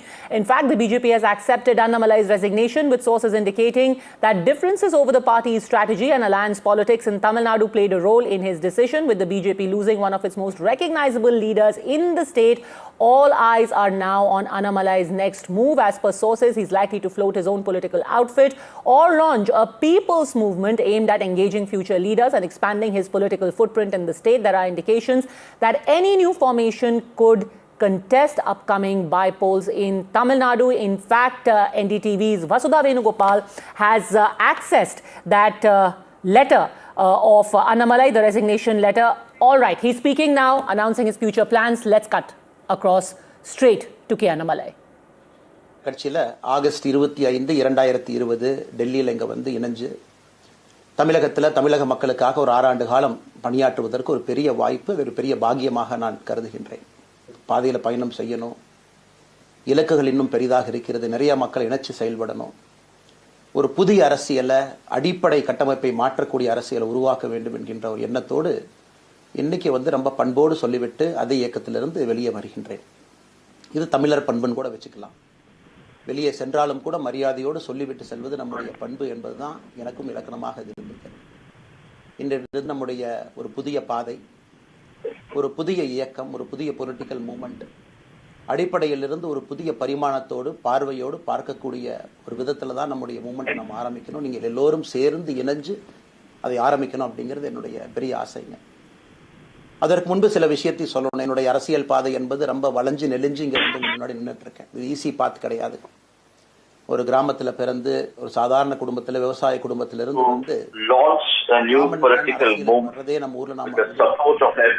அதே போல என்னுடைய பாதையும் கூட 2009 captain Vijayakanth அவர்களுடைய IIM லக்னோல படிக்கும் பொழுது ஒரு இன்டர்ன்ஷிப்பாக 3 மாத காலம் ஆரம்பித்து 10 ஆண்டு காலம் பாரதிய ஜனதா கட்சியில் ஆரம்பித்து 6 ஆண்டுகள் பாரதிய ஜனதா கட்சியில் இருந்து இன்னைக்கு தனித்துவமாக நம்முடைய இயக்கத்தை மக்கள் முன்னாடி வைக்கணும், உங்க முன்னாடி வைக்கிறோம். After being with the BJP for 6 years, today I'm launching something independent. அரசியல்னா என்னன்னே தெரியாம ஒரு புதிய அரசியலை தமிழகத்துல கொண்டு வர முடியுமான்னு யோசித்த தருணம். இன்னைக்கு வயது 42, கிட்டத்தட்ட 17 ஆண்டுகள். There was a time when I wondered whether without any background in politics will I be able to bring in a new political culture in Tamil Nadu. Now I'm 46. இதே டெல்லியில ஆகஸ்ட் 24, 2020 பிஜேபி இணைய வரும் பொழுது super star Rajinikanth அவங்க எனக்கு phone பண்ணாங்க. எனக்கும் அவருக்கும் Rajinikanth phoned me when I joined the BJP in Delhi in 2020. அவருடைய அரசியல் பாதை எப்படி இருக்கணும் அப்படின்லாம் பேசியிருக்கேன். அப்போ திரு சூப்பர் ஸ்டார் அவர்கள் இங்கே டெல்லியிலிருந்து திரும்ப வரணும், அவருடைய இயக்கத்தில் இணைய வேண்டும் என்ற வேண்டுகோளை ஆகஸ்ட் 24 ஒரு நாளைக்கு முன்னாடி பிஜேபியில் சேரும் பொழுது வைத்த பொழுது 3 விஷயம் தான் என் கண் முன்னாடி இருந்துச்சுங்க. தமிழ்நாட்டுக்கு எது நல்லது, அது எந்த மாற்று கருத்தும் நல்லது. அவர் அரசியலுக்கு வராமல் இருக்கிறது தான் அவருக்கு நல்லது. கோவிட் காலகட்டத்தில் அவருக்கு அதையே பார்த்துக்கணும். முதல்ல அவர் ஆரோக்கியமா சந்தோஷமா இருக்கு. அண்ணாமலைக்கு எது நல்லது, பாரதிய ஜனதா கட்சியில் இணைகின்றேன் என்கின்ற வாக்குறுதியை திரு சந்தோஷ் ஐயா கிட்ட கொடுத்தேன், ஒரு ப்ராமிஸ் கொடுத்தேன், தெளிவாக இருந்தேன். ஸோ 3 கான்ஃபிளிக்ட் இங்க இருக்கும் பொழுது, ஸோ ஒரு நாள் இந்த கட்சியிலே முழு கான்ஃபிளிக்ட். அன்னைக்கே ரஜினிகாந்த் ஐயா பேசி அந்த போன் காலுக்கு முதல் முறையாக மறுத்து, ஐயா மன்னிச்சுக்கங்க என்னால் வர முடியாது என்று சொல்லி பாரதிய ஜனதா கட்சியில் அவரும் பெருந்தன்மையாக அரசியல் பாதையை அவரும் பெருந்தன்மையாக அடுத்து தீர்மானிச்சார். எதுக்கு இதை நான் சொல்றேன் அப்படின்னாங்க, சில யூகங்களுக்கெல்லாம் வேண்டும் என்பதற்காக மட்டும்தான் இதை நான் சொல்றேங்க, வேற எந்த காரணமும் கிடையாது. இன்னைக்கும் சூப்பர் ஸ்டார் அவர்கள் மீது பெரும் மதிப்பு மரியாதையும் வைத்திருக்கக்கூடிய மனிதர். பாரதிய ஜனதா கட்சியை பொறுத்தவரை இந்த 6 ஆண்டு காலத்துல எப்பொழுதும் ஒரு விஷயத்தை விட்டு கொடுத்தது, தமிழ்நாட்டினுடைய அடையாளத்தை விட்டு கொடுக்க கிடையாது, மண்ணை விட்டு, நம்முடைய தண்ணீர் நீரை விட்டு கொடுத்தது கிடையாது. நிறைய பேர் என்கிட்ட கேட்பாங்க, குறிப்பா இந்த பகுதி இந்தியா, நீங்க தமிழனா இந்தியனா அப்படின்னு கேட்பாங்க. Are you Tamil or are you an Indian? Are you a Tamilian or are you an Indian? தமிழ்நாட்டில் என்னுடைய அப்பாவோ அம்மாவோ, என்னோட அம்மா தமிழ்நாட்டை தாண்டி வெளியே வந்ததே கிடையாதுங்க, தமிழ்நாட்டில் மட்டும்தான் இருந்திருக்கிறாங்க. My parents, my mom in particular hasn't stepped out of Tamil Nadu. இருக்கிறாங்க. அங்கேயே ஆண்டாண்டு காலமாக இருந்து விவசாயம் செய்யக்கூடிய குடும்பம். எனக்கு முதல் வாய்ப்பு they are into agriculture. They gave me the first opportunity. அதன் பிறகு டெல்லியில் இருப்பதற்கு, ஹைதராபாத்தில் 2 ஆண்டு காலம் ட்ரைனிங்ல இருப்பதற்கு, அதன் பிறகு கர்நாடகால In Delhi, then in Hyderabad for a training. அதிகாரியாக பணி செய்வதற்கு. ஸோ இந்தியா முழுவதுமே கிட்டத்தட்ட அந்த 10-15 ஆண்டுகள் சுற்றிவிட்டேன். அதனால் நான் எப்பொழுதுமே சொல்வேன், நான் ஒரு பெருமை மிகுந்த இந்தியன், ஒரு பாரம்பரிய தமிழன் என்கின்ற அடையாளத்தோடு எல்லாத்துக்கிட்டையுமே சொல்லுவேன். அது இந்த கான்ஃப்ளிக்ட் சில பேருக்கு ஒரு எட்டர்னல் கான்ஃப்ளிக்ட் ஆக்சுவலி. தமிழ்நாட்டினுடைய அரசியலும் கூட ஒரு பெருமை மிகுந்த தமிழன் சொல்ல வேண்டிய அவசியம் இல்லை அப்படின்னு நிறைய கட்சிகள் அங்கே இருக்கிறாங்க. எப்பொழுதுமே தொடர்ந்து சொல்லிக் கொண்டிருப்பது, இந்தியன் என்கின்ற அடையாளத்தோடு ஒரு பெருமை மிகுந்த தமிழனாகத்தான் எல்லா இடத்துலையும் இருக்கிறேன். I've been continuously saying I will be with the Indian identity and a proud Tamilian identity. தமிழ்நாட்டினுடைய வளர்ச்சியை நாம் எல்லோரும் கொண்டு போகணும். எத்தனையோ பிரச்சனைகள் நான் பாரதிய ஜனதா கட்சியில் இணைந்த பிறகு எல்லா தலைவர்களும் We all should give prioritize to the development of Tamil Nadu together. தமிழ்நாட்டினுடைய அடையாளத்தோடு பாரதிய ஜனதா கட்சி இருக்கணும். தமிழ்நாட்டினுடைய அடையாளம் மிக முக்கியம் என்பதற்காகத்தான் அன்னைக்கு தலைவர் திரு ஜே.பி. நட்டா அவர்கள் நிறைய பேர்த்துக்கிட்ட பேசி நாம உள்ளாட்சி தேர்தல் தனியா போகணும், அதே போலதான் லோக்சபா தனியா போகணும். I've been saying BJPs should have those identity of Tamil Nadu.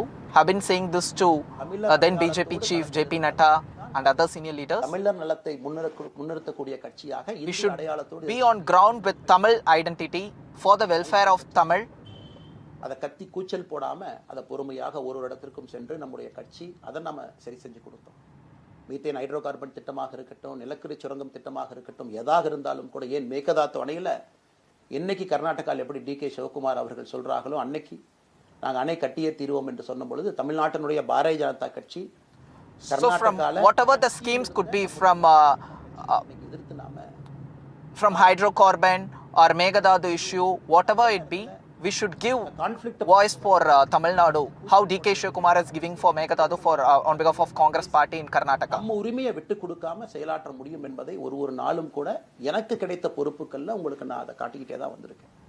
அதனால இன்னைக்கு திரு மோடி ஐயா அவர்கள் மீது மிகப்பெரிய ஒரு மரியாதை வைத்திருக்கக்கூடிய மனிதன், நாட்டினுடைய பிரதமர். We should never have compromise on our rights.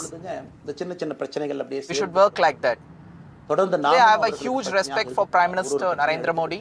இங்க பாருங்க இந்த பிரச்சனை, இந்த பாருங்க இந்த பிரச்சனை, இந்த பாருங்க அந்த பிரச்சனை, ஒரு அளவுக்கு தாங்க நம்ம சொல்ல முடியும். But we shouldn't be a problem to BJP as by continuously raising certain issue. We shouldn't be a hurdle for them. Bharatiya Janata கட்சியினுடைய தலைவர்கள்ட்ட சொல்றேன், 18 மாதங்களாக எனக்கு இருக்கக்கூடிய கருத்து வேறுபாடுகளை மிக பொறுமையாக, வெளியில கத்தி கூச்சல் போடாம மிக பொறுமையாக 18 மாதங்களாக எல்லா இடத்துலயும் சொல்லிக்கிட்டே வர்றேன். I have expressed my difference of opinion with BJP's leaders patiently. I didn't raise my voices anywhere in any public platform also. தேர்தல் பணியை முடித்துவிட்டு செல்ல வேண்டும் என்று சொல்லியிருந்தார்கள். அதுவும் இந்த கட்சியினுடைய ஒரு உண்மை தொண்டனாக கட்சி சொல்லியிருக்கிறாங்க, தேர்தல் பணியை முடித்துவிட்டு மே கடைசி வரை நம்முடைய பணியை செய்துவிட்டு தான் வெளியே வரணும் அப்படின்னு. அடுத்து நாம் என்ன செய்ய போறோம்? அடுத்து நாம் இதெல்லாம் பேசிட்டோம், பழச பேசிட்டோங்க, இருந்ததை பேசிட்டோம். அடுத்து ஆனந்தமாக அன்போடு Tamil party asked me to concentrate on election duty, so I did my election duty for the party till the result day. அடுத்து நடக்கக்கூடிய தமிழக next what we are going to do, நம்முடைய கட்சி போட்டியிடும், அதில் எந்த மாற்று கருத்தும் இல்லை. அதற்கு நாம தயார் பண்ணணும். நிறைய லீடர்ஸ் our party நிறைய கேடர்ஸ் வாலண்டியர்ஸ் தயார் பண்ணணும், உத்வேகத்தோடு தயார் பண்ணணும். அவங்களுக்கு அந்த ஸ்கில் செட்டை நம்ம உருவாக்கி கொடுக்கணும். in upcoming general election நாம் ஒரு இயக்கமாக ஆரம்பித்து நிறைய மனிதர்களை உள்ளே கொண்டு வந்து அவர்களுக்கு சில இடத்துல அரசியலை சொல்லிக் கொடுத்து எல்லா தரப்பட்ட மனிதர்களையும் உள்ளே கொண்டு வந்து, ஏன்னா பாரதிய ஜனதா கட்சியினுடைய தலைவராக பொறுப்பேற்ற பிறகு நான் முதல்ல போய் let's start a movement, let's make them to இன்னைக்கு மண் சார்ந்த அரசியலை முன்னெடுக்கணும். நல்ல மனிதர் aware of politics, எல்லா மனிதர்களையும் உள்ளடக்கிய அரசியலை நாம் முன்னிறுத்தணும். let's bring new people into politics, new good human beings into politics. America போறோம், யூரோப் போறாங்க, போய் நமக்கே எவ்வளவு பெருமையா இருக்கு. ஒரு மிகப்பெரிய நிறுவனம் நிவிடியா எடுத்துக்கங்க, மைக்ரான் எடுத்துக்கங்க, சாம்சங் எடுத்துக்கங்க, இன்டெல் எடுத்துக்கங்க, அங்க இருக்கக்கூடிய இன்ஸ்டாகிராம், ஃபேஸ்புக், கூகுள், ஆல்பபெட் பார்க்கும் பொழுது வைஸ் பிரசிடென்ட் பார்த்தீங்கன்னா ஒரு தமிழன் அங்கே உட்கார்ந்துருக்கிறான். இந்தியன் என்கின்ற அடையாளத்தோடு அங்கே ஒரு தமிழன் அமர்ந்திருக்கின்றார். என்னுடைய கனவு உங்கள் பல பேர்த்த போல everywhere across world, from Google, Microsoft, a Tamilian is there with a Indian identity. ஆரம்பிக்கக்கூடிய கட்சியும் அதற்கு உறுதுணையா இருக்கணும். அத்தனை டேலண்ட்டை ரிஃபைன் பண்ணி நம்ம கொண்டு வரோம். தமிழ்நாட்டினுடைய வளர்ச்சிக்கு எல்லோரையும் நம்ம பயன்படுத்தணும். இதுல எங்கேயுமே கூட நான் பெரிது நீ பெரிது என்று இருப்பதை விட ஒரு வளர்ந்த பாரதம், இந்தியா உலகத்துல மிக முக்கியமான இடத்துல அந்த பாரதம் வந்து அமரும் பொழுது முதன்மை மாநிலமாக தமிழகத்தை கொண்டு வந்து நிறுத்த வேண்டிய பொறுப்பு நமக்கு இருக்கு. அதற்கு நம்முடைய பொலிட்டிக்கல் கிராமர், பொலிட்டிக்கல் லாங்குவேஜ் எல்லாமே நம்ம மாற்றணும். நம்ம பேசக்கூடிய விஷயம். அடுத்து இன்னொன்று கேட்குறாங்க, நான் கமெண்ட் வர வர அப்படியே நான் பேச ஆரம்பிக்கிறேன். தமிழ்நாட்டில் இன்னைக்கு ஒரு அரசியல், we have to change many things. எந்த மாற்று கருத்தும் இல்லை. காரணம், ஒரு கடைக்கு many are asking whether today Tamil Nadu needs another political party. கடை ஏறி இறங்கி எங்க அம்மா அதெல்லாம் பார்த்து, விலையை பார்த்து, தரத்தை பார்த்து, பொருளை பார்த்து அத்தனை முறை வாங்கித்தான் பார்ப்பேன். ஏன்னா அது நம்ம உடம்பு. But it is necessary. ஆனா அரசியல் கட்சி இன்னைக்கு எத்தனையோ கட்சிகள் இருந்தாலும் Reason, if we go for any shop to buy rice, we will go to different shop. இயக்கம் கட்சியாக மாறி We will check, we will cross verify. தரத்தை பிரித்து பார்ப்பாங்க. தலைவர்கள் எப்படிப்பட்டவர்கள்? நாம எல்லாருமே காமன் மேன் பொலிட்டிஷியன்ஸ். பக்கத்து வீட்டு So when we start a political party, people will segregate and will see how the leaders are functioning, how the leaders are working. கலாச்சாரமும் பண்பாடும் இல்லை. அதெல்லாம் கூட நம்முடைய அரசியல்ல முதல் நாள்ல இருந்து கல்ட் பாலிடிக்ஸ்ல இருந்து நம்ம வெளியே வரணும். அரசியல் மாற்றம்னு சொல்றாங்க, ஆனா அதே கல்ட் பாலிடிக்ஸ். நாம அதுல இருக்க போறது இல்ல. கல்ட் பாலிடிக்ஸ்ல இருந்து வெளியே. அண்ணாமலை என்ன பிறந்த நாளா 10 பேர் கொண்டாடணுமா? We have to overcome from cult politics. பிறந்த நாள் என்பது உங்கள் பிறந்த நாளை போல ஒரு நாள். நான் அரசியல் வருவதை என் பிறந்த நாளை எப்பவுமே கொண்டாடுனது. Many are speaking about political change, but same cult politics are continuing. நேத்து நாம எதுவுமே பேசலங்க, இன்னைக்கு நாம பேசுறோம்.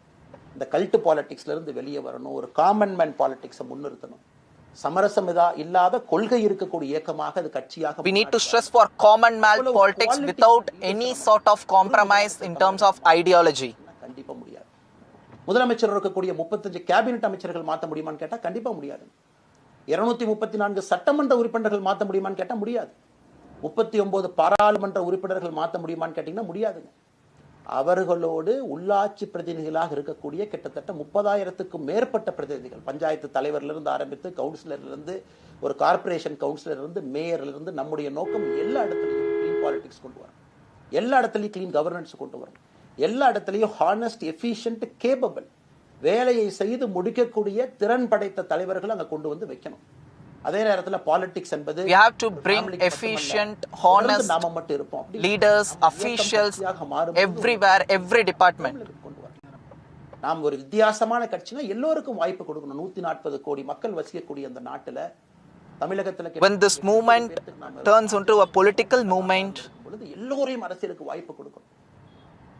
we will work for the welfare of Tamil Nadu. எல்லோருக்கும் அது பொருந்தும், எனக்கும் அது உட்பட. The permanent leaders, permanent MLAs, permanent ministers, permanent MPs, அதை நாம உடைக்க போறோம். அது எந்த மாற்று கருத்தும் இல்லை. அது என்னை ஆரம்பித்து முதல் மனித we are going to break permanent MLA, permanent minister, permanent leader. ஒரு காமன் மேன் என்னை ஆரம்பித்து எல்லோருக்கும் இது பொருந்தும். இதை நாம இந்த இயக்கம் கட்சியாக மாறுகின்ற முதல் நாள்ல நாம சொல்ல போறோம். No chair is permanent for anybody. அதில் நம்ம ரொம்ப தெளிவாக இருக்கின்றோம். புதியவர்கள் வரணும், வந்துகிட்டே இருக்கணும். It should flow like a water. New ideas வரணும், அந்த ஸ்ட்ரீம் போய்கிட்டே இருக்கணும். நம்மை தாண்டி இந்த இயக்கம் நிக்கணும். This movement should stand behind. No chair is permanent for anybody. Purpose and pursuit of excellence. Newcomers should come into politics. அதனால தான் ரொம்ப யோசிச்சு நாம கொண்டு வந்திருக்கோம். www.wetheleader.org அப்படிங்கிற அமைப்பு ஏற்கனவே 2020ல நாங்கள் எல்லாம் சேர்ந்து ஆரம்பித்த அமைப்பு.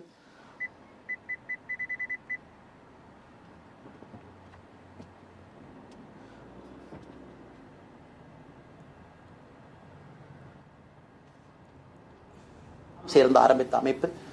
நான் பேசி முடிச்சோன்னா அந்த லிங்க் உங்களுக்கு லைவா வந்துடும். wetheleader.org-ல நீங்க உங்களை வாலண்டியரா இன்னைக்கு பொலிட்டிக்கல் ஒரு மூவ்மெண்ட்ல உங்களை நீங்க நினைச்சுக்கணும். நாம எல்லோரும் ஒன்னு சேர்ந்து பேச. So become volunteer by joining BeTheLeader.org. நம்ம பாலிடிக்ஸ்க்குள்ள கொண்டு வரோம். It's already existing. Abdul Kalam Center for movement, ethics and politics. We are going to bring everyone into direct politics. கோயம்புத்தூர்ல We the Leadersக்கு கீழ நாம பாலிடிக்ஸ்ல எத்திக்ஸ்க்காக ஒரு சென்டர் ஆரம்பித்து வருகின்றவங்க எல்லாமே இதுக்குள்ள ட்ரெயின் ஆகி தான் வெளியே வருவாங்க. உள்ளாட்சி தேர்தலில் நிக்கிறாங்க, they will get trained, come and stand in local body election.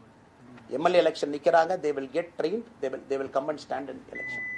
அவங்க எங்க நின்னாலும் கூட ஒரு ப்ராசஸ்ல நாம் அவங்கள ட்ரெயின் பண்ணி அவங்கள ஷேப் பண்ணி ஒரு கம்யூனிட்டியினுடைய நீட்ஸ் அண்டர்ஸ்டாண்ட் பண்ணி அரசியல் செய்யக்கூடிய மனிதர்களாக நாம் அவங்களை நாம் யாருக்கும் போட்டி கிடையாது. And shape ஆளுங்கட்சி இருக்கு, நிறைய எதிர்க்கட்சி இருக்கு, எல்லோரும் இருக்கட்டும், we are not அவங்கவுங்க கொள்கையை சொல்லட்டும். நம்முடைய கொள்கையும் we are not competitor for anyone.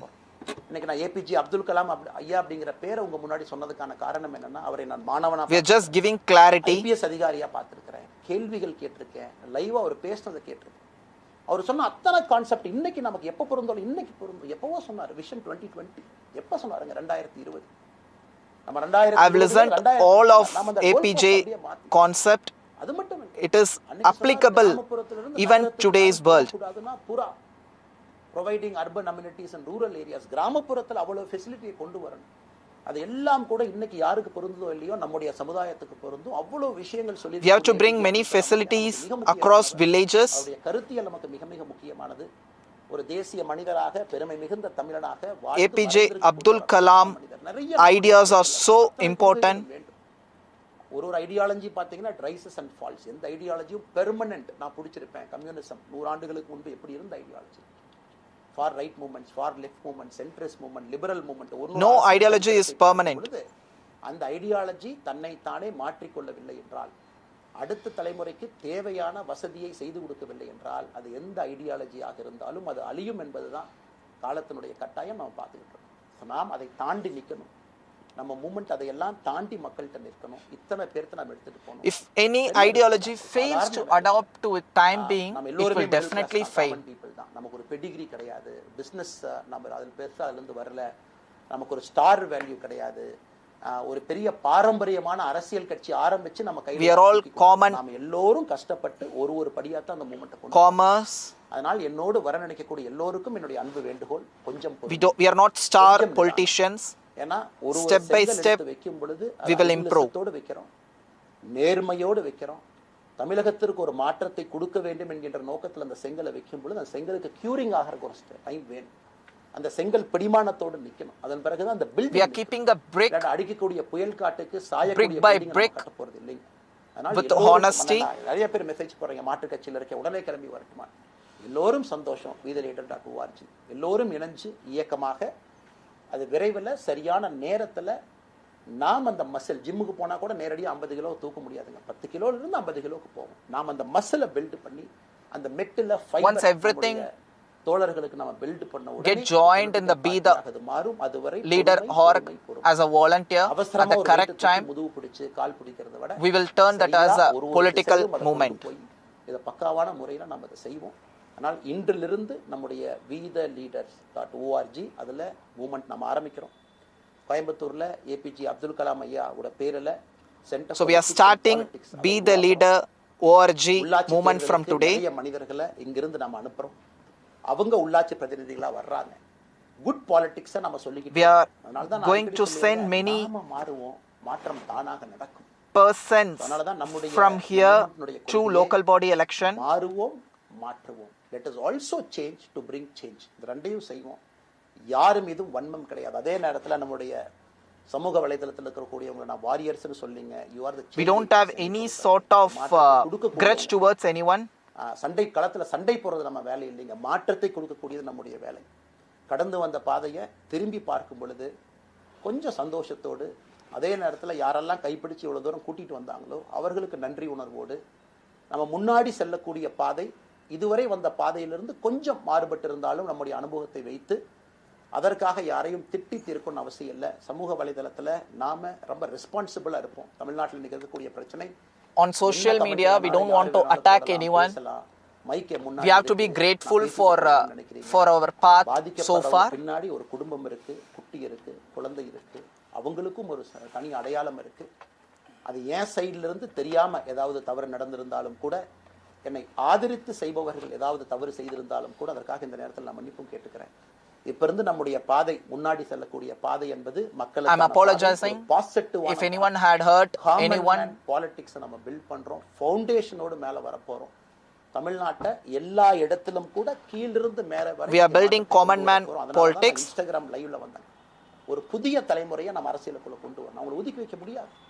ஏன் அப்படி ஓட்டு போடுறாங்க, ஏன் அப்படி ஓட்டு போடுறாங்க? We are putting foundation மாற்றம் வேண்டும் என்று for new generation. உடனே நடக்கணும். யூரோப்பியன் கண்ட்ரி போறாங்க, டூர் பார்க்கறாங்க, சோஷியல் மீடியால பார்க்கறாங்க. தமிழ்நாட்டுல ஏன் நாளைக்கு காலையில் நடக்கலங்க? அதே நேரத்தில் நம்முடைய பெரியவர்கள் எத்தனையோ பேர் நான் பார்க்கறேன். வயசான நம்முடைய பெரியவர்கள் நடந்து போறது கூட இன்னைக்கு ஒரு பார்க் நமக்கு கிடையாது. சாயந்தரம் ஆனந்தமா இத்தனை காலமாக உழைத்து விட்டு வீட்டில் இருக்கிறாங்க. ஓய்வெடுக்கக்கூடிய நேரத்துல கூட ஒரு கிரீன் ஸ்பேஸ் அர்பன் ஏரியால கிடையாது, ரூரல் ஏரியால கிடையாது. இத்தனை 60 ஆண்டு காலம் இந்த நாட்டில் வாழ்ந்தும் கூட கடைசி 20 ஆண்டுகள் urban rural area there are no green space for senior citizens to do walking during evening time. இன்னொரு பக்கம் வயதான பெரியவர்கள், முதிர்ச்சி அடைந்தவர்கள், பக்குவப்பட்டவர்கள் இருக்காங்க. Youths are there. அவங்களுடைய கடைசி காலத்தை பக்குவமாக வாழ்வதற்கான வசதியை நாம் ஏற்படுத்தி கொடுக்கணும். Many matured people are here. ஆனால் நிச்சயமாக வருகின்ற காலத்துல நிறைய பேசுவோம், நிறைய விஷயங்களை நாம் பேசுவோம். We have to ensure good state for such people. இன்னொரு கேள்வி கேட்டிருக்கீங்க. ஏன்னா நான் பேச அது அப்படியே மேலே வந்துட்டு இருக்கேன். எனக்கு இது புதுசுங்க, அப்படியே நானும் மேனேஜ் பண்ணி பேசிட்டு இருக்கேன். உங்களுக்கும் பிரதமருக்கும் இருக்கக்கூடிய நம்முடைய பிரதமர் மோடி அவர்கள் நம்முடைய பிரதமர், அந்த கௌரவம் இருக்கு. ஆனா பாரதிய ஜனதா கட்சியிலிருந்து ஒரு விஷயத்தை நம்ம டிஸ்அக்ரி பண்றோம்னா கம்பீரமாக ஸ்ட்ரெயிட்டா நம்ம டிஸ்அக்ரி பண்ணுவோம். 3 மொழி கொள்கை சமீபத்தில் கொண்டு வந்திருக்கக்கூடிய டைம் டேபிளில் மாற்றம் 2029 தான் 9ஆம் கிளாஸ் பசங்க 3வது மொழியை படிச்சிருக்கூடாது, 2020 மாற்றிய பொழுது நான் குரல் கொடுத்தேன். அதில் எந்த மாற்று கருத்தும் இல்லை. நாம் அப்போஸ் பண்றதுக்காக யாரையும் அப்போஸ் பண்ண we opposed 3 language policy. எப்படி திமுகவை பார்க்கின்றோமோ, எப்படி அதிமுகவை பார்க்கின்றோமோ, எப்படி டிவிகேவை பார்க்குறோமோ, எப்படி அண்ணன் சீமான் அவர்களை பார்க்குறோமோ, எப்படி அண்ணன் அன்புமணி அவர்களை பார்க்குறோமோ, எப்படி இங்கே இருக்கக்கூடிய எல்லா தலைவர்கள், அண்ணன் ஜி.கே. வாசன் அவர்கள், ஏசி சண்முகம் அவர்கள், பாரிவேந்தர் அவர்கள், ஜான் பாண்டியன் அவர்கள், எல்லா கிருஷ்ணசாமி ஐயா அவர்கள், ஐயா வைகோ அவர்கள், அம்மா பிரேமலதா அவர்கள், எல்லா தமிழகத்தில் இருக்கக்கூடிய எல்லா அரசியல் கட்சியினுடைய தலைவர்கள் எப்படி பார்க்கிறோமோ அப்படித்தான் நான் பாரதிய ஜனதா கட்சியை பார்ப்பேன். அதற்காக நம்ம போய் ஒரு வன்மமோ எதுவும் கிடையாது. கட்சி அவங்க கொள்கையை அவங்க முன்னிறுத்த போறாங்க. நம்ம இயக்கத்தினுடைய கொள்கை, நம்ம கட்சியினுடைய கொள்கையை நம்ம முன்னிறுத்த போறோம். யாருக்கும் நாம் போட்டி கிடையாது. மக்கள் முன்னாடி தரம் பார்த்து மக்கள் நம்மை தேர்ந்தெடுப்பார்கள் என்கின்ற நம்பிக்கையோடு மக்கள் முன்னாடி நம்ம நிற்கிறோம். அடுத்து இன்னொரு கேள்வி, we are ensuring good politics. Amit Shah ji அவங்களை நீங்க பாத்தீங்க, போட்டோலாம் வந்துச்சு, என்ன விஷயம் அப்படின்னு. அமித்ஷாஜிட்டையும் அமித்ஷா அவர்கள்ட்டையும் ரொம்ப பொறுமையா போய் பண்ண நான் போகணும். அதே நேரத்தில் நான் யாரிடமும் சண்டை போட்டு விட்டு தமிழகத்தில் உட்கார்ந்து ஐ எம் ரிசைனிங் ஃப்ரம் பார்ட்டின்னு அனுப்புகிற ஆள் நான் கிடையாது. எனக்கு அது பழக்கமும் கிடையாது. வந்து நேராக உங்கள் கண்ணை பார்த்து சொல்லிட்டு சில தவறுகள் இருந்தாலும் அதையும் சொல்லிவிட்டு போகக்கூடியதான் என் பண்பு. அதை நாகரீகமாக செய்ய முடியும் என்று நினைக்கின்றேன் என்று சொல்லிவிட்டு தான் வெளியே வந்தேன். அப்படி தான் ஒரு தலைவர்கிட்டையும் பண்ணேன். அதை நாம் எப்பொழுதுமே பண்ணுவோம். நாகரிகமான அரசியலை முன்னெடுப்போம். சமூக வலைதளத்தில் ஆபாசம் வேண்டாம். சமூக வலைதளத்தில் நல்லதை பேசுவோம். எல்லோரும் அவங்கவுங்க இடத்துல தமிழ்நாட்டு மக்களுக்கு நல்லது. Let's go for decent politics. Let's avoid any sort of defamatory remarks on social media. கீழிருந்து கட்டுறோம், அதை சரியான முறையில் கட்டி எடுத்துட்டு போகணும். நம்புங்க, கூட இருங்க. 42 ஆண்டுகள் வளைவிஞ்சு நெலிஞ்சு சுத்தி இன்னைக்கு இந்த இடத்துல உங்க முன்னாடி வந்து உட்கார்றேன்.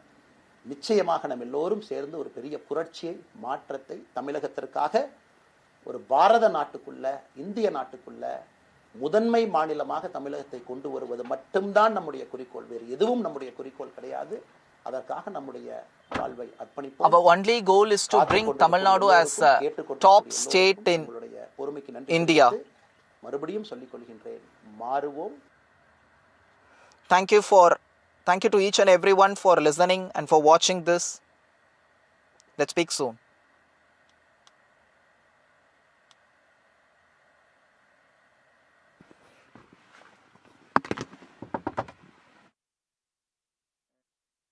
நிச்சயமாக நம்ம எல்லோரும் சேர்ந்து ஒரு பெரிய புரட்சியை, மாற்றத்தை தமிழகத்திற்காக, ஒரு பாரத நாட்டுக்குள்ள. Right, We the Leader ORG, that's the new movement, the new website that has been launched by K. Annamalai. Very, very interesting signals being given over there. A clear message to the DMK as well as the current Chief Minister Vijay, where he said there is no place for cult or dynasty anymore. We have Madhavan Narayanan with us as well as NDTV's Vasudha Venugopal. But the letter itself that he has sent is very revealing.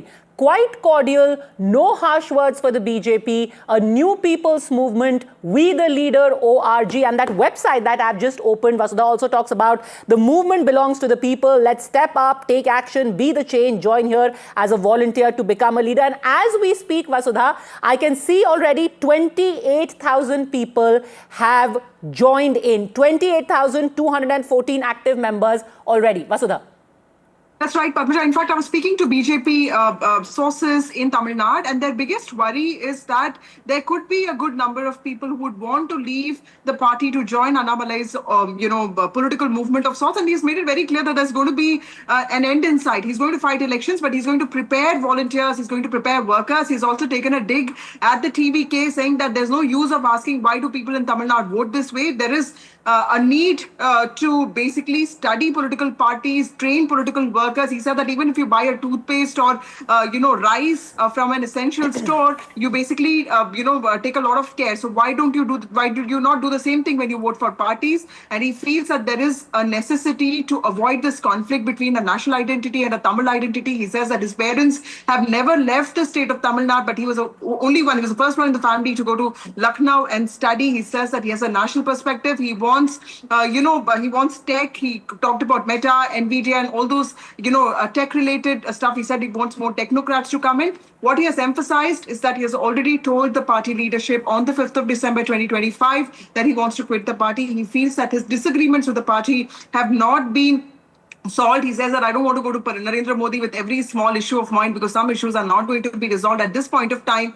After quitting the party, the BJP will just be like any other party for him. He's going to build, he's going to do capacity building. He's going to build a network of workers. And that I think Padmaja is also, he wants to build something like the fan clubs that Vijay already has because Vijay is a household name and Vijay has been working on ground for 30 years with his fan clubs, which is the Vijay Makkal Iyakkam. I think Annamalai just wants to do that. And I'm going to ask you point blank, Vasudha, because a lot of people will today be wondering if this is going to be a completely different party. He has truly broken away, or as some in the Congress are suggesting, this is going to be a BJP adjacent. How do you read his body language and his utterances about the BJP? Saying, look, I had 18 months ago conveyed that I have disagreements. I told them in December 2025 that I want to leave the party. And yet, it also says something that he says when they asked me to continue and finish with the elections, he continued. He campaigned. Absolutely. And he campaigned not just in Tamil Nadu, he went there for the BMC elections to Mumbai as well.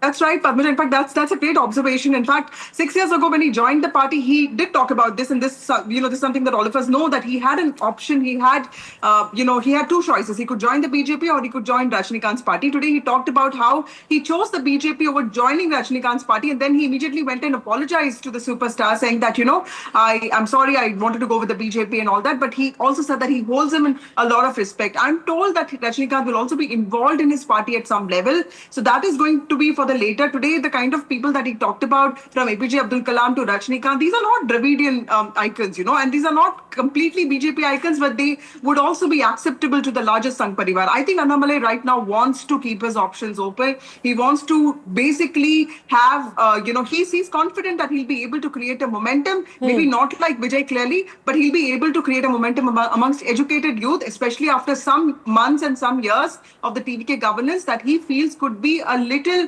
disenchanting for the educated class that voted for the TVK as an alternative to Dravidian forces. And he feels that it's time to start tapping on that group of voters and start building a network of volunteers. Absolutely. We the Leader ORG, as we speak, has now got 38,471 active members. In fact, he said that this is something that has been active for a while because the website also says it's growing since 2020. Interesting that he said that we will convert this movement into a political party. This resignation letter that you have accessed, the last few paragraphs, where it says, as a nationalist deeply rooted in regional aspirations, I take immense pride in the richness of my language, diversity of my culture, unique heritage of my region. I firmly believe that a strong and united India is built upon strength, dignity and aspirations of its many regions and communities. I thank the senior leadership of BJP for your unwavering support for the causes and concerns I have consistently brought to their attention from time to time. He's again also spoken about conversations he's had with the top leadership and disagreements over the past 18 months. The thing is that he's very clearly taking pot shots at the DMK, where he's talking about dynasty. He's talking about how no one is permanent, no ideology is permanent, but a rather conciliatory language used. He's using the word disagreement, the fact that you could have just said, I did not want, and he's also mentioned that I wanted the BJP, Vasudha, to contest this election alone, but no harsh words, thanking the BJP leadership, saying that I've had disagreements, and then brings in nationalism along with regional identity. Pretty much the language of the BJP. Regional identity important, pride important, but nationalism front and center.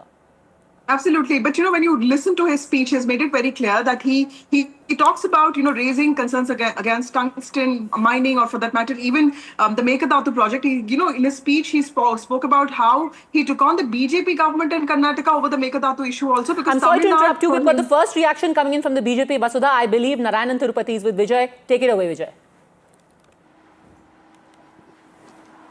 Yeah, we have BJP senior leader Narayanan Tirupati with us, sir. Finally, Annamalai has resigned from the party, and also he has officially announced he is going to start a new political party to bring a massive change in Tamil Nadu. So how BJP look? I wish Mr. Annamalai all success for his new endeavour, and he has spoken very well, and it is a good start for him. But as far as BJP is concerned, we feel really sad that a good leader like Annamalai has left us. But that is not going to stop BJP, from growing in Tamil Nadu, growing in India. We have topmost leaders throughout India. So absolutely, we wish Mr. Annamalai the very best. So any worry for Tamil Nadu BJP state units, sir? Because, the rise of Vijay has already shifted that youth voters towards Vijay's party. Now Annamalai rise. Do you think more young voters will shift from BJP towards Annamalai's party? Not at all, because this is an organization where ideological organization from 1980. The BJP's age is 46. So any individual's exit or any individual's new way of doing politics not going to affect BJP, a party which is the world's largest party. The organization is supreme. So absolutely, BJP, it is a continuous process. So we keep growing. Very simple. How BJP going to handle the situation, sir? Because on social media we are seeing many are going to tender their resignation and going to join Annamalai's party. So how BJP going to handle this crisis-like situation? No, see, when people, some people may leave, but many people may join. It's politics all the way. So absolutely there is no, you cannot say that, we will feel or we will be pulled down on all those things. Absolutely not. The world is very big. The party is a democratic party. We have great leaders. We have got great ideology. People will come. Men may come, men may go, but the organization stands. So as a senior leader of BJP, don't you think BJP could have done something to stop Annamalai to resign from BJP? Nobody would like anyone to move away from a party, political party. That too, people like Annamalai. But you can't stop any individual if they decide to do so. So whether it is Mr. Annamalai or myself, Narayana, we go out, the party will grow, party will stand. So absolutely, this party is very important for everyone in the country. And we have got tallest leaders with a beautiful ideology. So absolutely there is no issue on that. So you made a very interesting and very important point saying that BJP Tamil Nadu didn't give much voice to by centering Tamil Nadu politics. So don't you think BJP lacking in the state? That's why BJP unable to win any sort of seats in 2026 election. Only one seat we want. See, that I don't accept, because you tell me except DMK and AIDMK in the last 60 years, which party grew in Tamil Nadu? You say people are saying that now Vijay is no. So people wanted some change. They brought it. Likewise, in West Bengal, we have brought the big change. So see, it is politics. So BJP is for certain ideology. It is a nationalistic party, and 100% yes. See, take a case of Jallikattu, Kaveri. Have we solved it or not? These were two major issues in Tamil Nadu, which were burning issues. That was solved only by BJP. And the infrastructure activities in the last 12 years, No political party, no government brought these infrastructural activities like what BJP has done. So it is a false narrative set by the DMK that BJP has not done anything for Tamil Nadu. In fact, BJP is the only party which has done great deeds for Tamil Nadu. Thank you for your time. So that was BJP's senior leader Narayanan Tripati, where he clearly says that won't affect the BJP party in the state, but he said the party is worrying as they losing Annamalai as a leader. But however, they are staying confident, saying that BJP is known for its ideology. They stay firm in Tamil Nadu. All right, what does this mean for the next few months in Tamil Nadu? We are continuing with this. Vijay, you have a very, very popular name now in Tamil Nadu. Stay with us. We'll also bring in Vasudha and Mr. R. Rajgopalan, senior journalist, joining us now. But before that, the big first reaction from the Tamil Nadu government. We have Minister CTR Nirmal Kumar speaking to NDTV. What did he say? Let's quickly play out the first reaction coming from the government, saying no one can match our leader, even 1%. Listen in. For a new political party. Anyone can create their own party and form their own party. So they have their own freedom and space. I don't have anything to comment on that. First impressions, what's going to happen? Is this, as many people are speculating, a BJP front? Has Annamalai truly broken away? Is he going to chart an independent course? What kind of party is he going to have? You are asking me? Yes, Mr. Rajgopalan. Very nice. Congratulations to Mr. Annamalai. उनकी मन की बात तो सुन लिया अभी. ऐसे words मत बोलिए. When you say मन की बात of Annamalai, more people will think that this is a BJP front. No, but he's throwing the left ideology, and moreover he has taken the name of Abdul Kalam Azad, and he is also a little revolting type, which you could make it out, because Vasudha and me, of course, me in particular, followed Tamil Nadu BJP for longer years, Padmaja. And there are dissensions within the BJP, no doubt. But the same Nirmal Kumar who spoke to your correspondents a short while ago was the product of BJP. He is the product of BJP. And he wanted to flourish further. And he was cut to size by Mr. Annamalai. There are several leaders in Tamil Nadu BJP who could not flourish because of Mr. Annamalai's, antipathy. There are 6 to 7 top leaders who left the organization, and there are in other political parties. Therefore, Mr. Annamalai has a lot of, interesting ideas, and he did not fall in this, online. It's only an online political party. Wait and watch. It's going to be a leftist one, and he will start to abuse Mr. BJP's policies, and in particular, is he going to speak in support of Mr. Modi or against Modi? You have to wait and watch. In Tamil Nadu politics, you have to speak against Modi. Otherwise, the काम नहीं चलेगा उधर. Okay, we'll just come across to Sam Daniel and Vasudha also, but there's a big comment now coming out from Tamil Nadu BJP chief Nayanar Nagendran, and he's also saying there is absolutely no loss. Zero loss to the BJP, made very popular in UP era, but zero loss to the BJP, says Nayanar Nagendran. In Tamil Nadu, if Annamalai has quit, nothing is going to happen to the BJP. Listen in to what the Tamil Nadu BJP chief has just said. There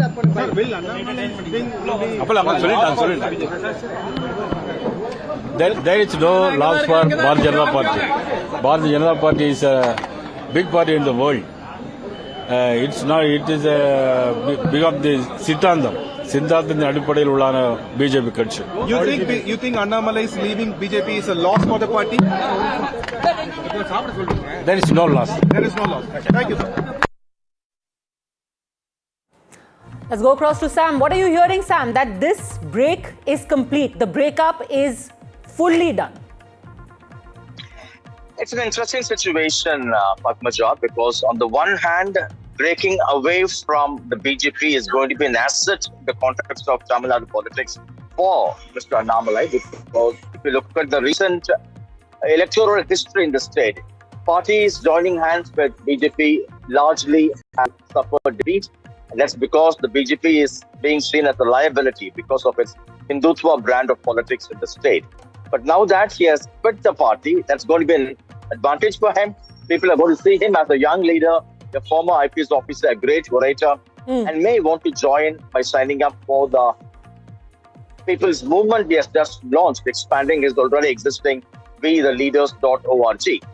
But the drawback could be many already suspect him to be the team B of the BJP, with the blessings of Mr. Amit Shah, with the nod of Mr. Prime Minister, and without the tag of the BJP and RSS.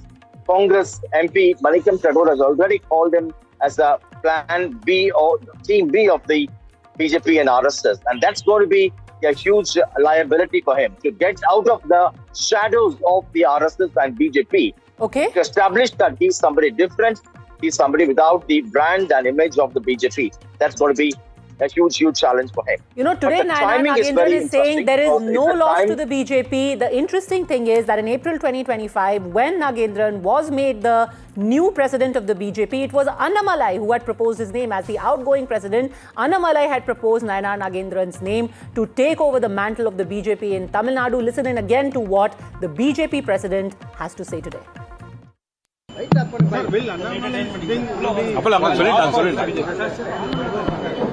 There is no loss for Bharatiya Janata Party. Bharatiya Janata Party is a big party in the world. It's not. It is a big of the Siddhantham அடிப்படையில் உள்ளான BJP கட்சி. You think Annamalai is leaving BJP is a loss for the party? There is no loss. There is no loss. Thank you, sir. You know, Vasudha, Mr. Rajgopalan just said that this is going to be an online party. So I want to bring to our viewers notice this online party that has right now been launched on the internet, wetheleader.org, 65,909 active members it shows right now. Mr. Rajgopalan, you may say that this is only going to be a flash in the pan, but I've been tracking it since the time the announcement was made 42 minutes ago. This number has tripled. It was about 20,000 at that time. It has gone up to 65,000 and we're still counting. At least people are accepting him. They're joining. Padmaja, there is no doubt. He has been a very articulate leader, no doubt. But my only point is he has to stick to certain ideology, you know. Is he pro-Hindutva? Now he has to enunciate that. Is he going to stop with the Hindutva or Dravidianism? In Tamil Nadu, only two things can go. One is Dravidian movement, another is anti-Dravidian movement. That is Hindutva. Now, Manikam Thakur saying that, you know, he's the B team of BJP, vagara, vagara. What is the Congress? Congress is a B team of DMK and also TVK. Okay, let me put Vasudha on the spot with that. Is he Dravidian? Is he pro-Hindutva? Or is he going to try and take the middle line? Is that even possible, Vasudha? And, you know, when you just... When you just look at the site also, there is actually very, generic development goals, etc. How do you want to contribute? There is a tree plantation of sorts, a picture for that. And it just says connecting you with local causes that inspire change. So no clear line taken even on this website. Well, Padmaja, I would agree with what Rajgopalan sir said in his first answer. I think from the speech that he gave today, it is very clear that he's moving slightly towards the Tamil Dravidian identity. He's not going to be like a Seaman. He's not going to talk about Hindutva at all because it is clear that he was never a Hindutva man. He was never a man who believed completely in the Hindutva ideology. Yes, it was the party that probably also made him, say a couple of things. But remember, he was not somebody who took on Periyar. He was not somebody who actively worked for the temple movement. When the temple movement was going on, he in fact started another movement on reviving the smaller temples and Kuladeva temples but he's a smart guy. He knows how to sidestep the question by talking about local governance, but by questioning the cult following without really questioning it. He's the one who wore Vijay's uniform, the uniform that Vijay prescribed when he went to vote. So he's a very smart guy. He's very intuitive. Right now, he wants to build a network that can be something like the Vijay Makkal Iyakam, because he understands while TVK has completely dismantled organizational structures and the political landscape of Tamil Nadu, he really needs an organization because he's not a mass cult hero. He's not a popular, actor. He's not a household name. Families have voted for Vijay. Families don't know Annamalai. Only the educated class knows him. So he needs that time, and clearly he's going to wait on that, and he's going to sidestep these ideological questions by talking more about governance, and he has the language as a gift. Very quickly, 10 seconds, Mr. Rajgopalan. Is it a cocktail of ideas? Anyone can join. There is no dual membership, triple membership. You can be a BJP member, still join. You can be a DMK member, still join. You can be a DMK member, still join. What is the policy in Padmaja? You have to cover politics for that's the thing, that if it's a social movement, you can be a political member and you can have a social cause that you also identify with. And many would again, and I know that this is a very tired trope, but again, people are going to say, is this that Aam Aadmi Party model. Every time there is a new party that mushrooms, even is this Suvendu the Adhikari Aam Aadmi today- Party model? You start with the Padmaja. social cause. Yes. Anti-corruption Padmaja. then become political. Padmaja, 1 second. Even today, Suvendu Adhikari said, plant a tree for you in the mother's name. It's a social movement, but it's a political movement. Therefore, you have to have some sort of markers of pranam karna hai. So it is into ideology. What is Mr. Annamalai's ideology? Simple as that. Is he pro-Dravidianism or anti-Dravidianism? Okay, and I think that is going to be the million-dollar question. You have a website, but when will we see a manifesto? When will we see a statement of purpose? Will we see a clear line and an ideological line being taken by Annamalai? All eyes are going to be on him, and all eyes are going to be on NDTV as Vedika takes up on the other side of a very, very quick break. Big political story right here on NDTV. Don't go anywhere.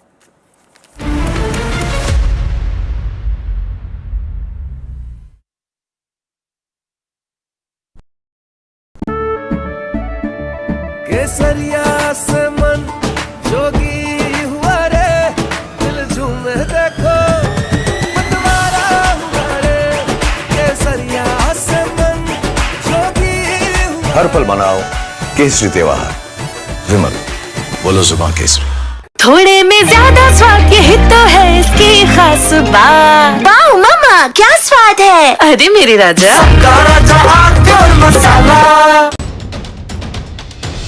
From the newsroom to the studio to the thick of political action. Now watching NDTV 24/7. The hope is that beyond this election, this will be one of the major issues. With multiple challengers in the fray, the TMC also has done a bit of rejigging. Remember, this is also a district that has been plagued by communal violence. Come to some of the sabhas that the BJP is also organizing, especially in the villages of West Bengal. When stories have impact. Padmaja Joshi, managing editor and primetime anchor. Then news has influence. The buck stops here with Padmaja Joshi. Your work is being watched by people. You think that you're making an impact in this time. I think that's really a huge validation, very rewarding, and I'm pretty certain that Team NDTV will go from strength to strength.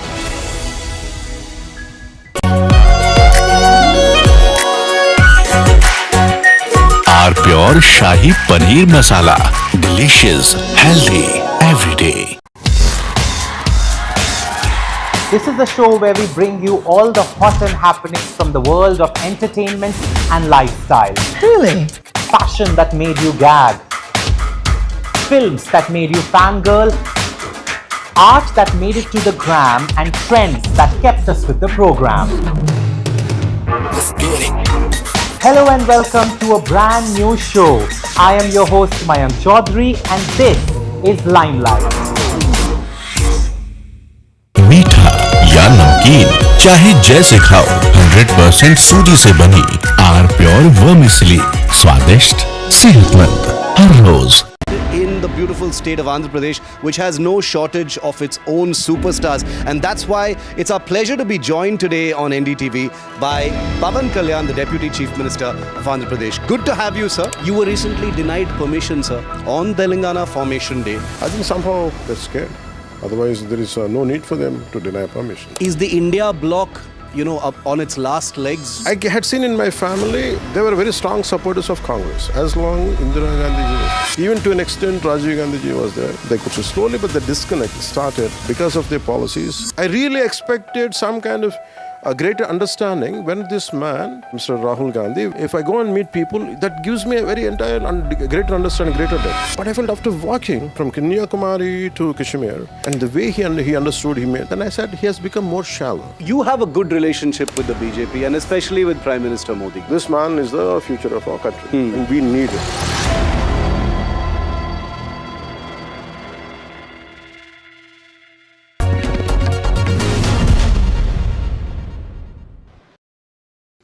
The winds of change and churn are blowing.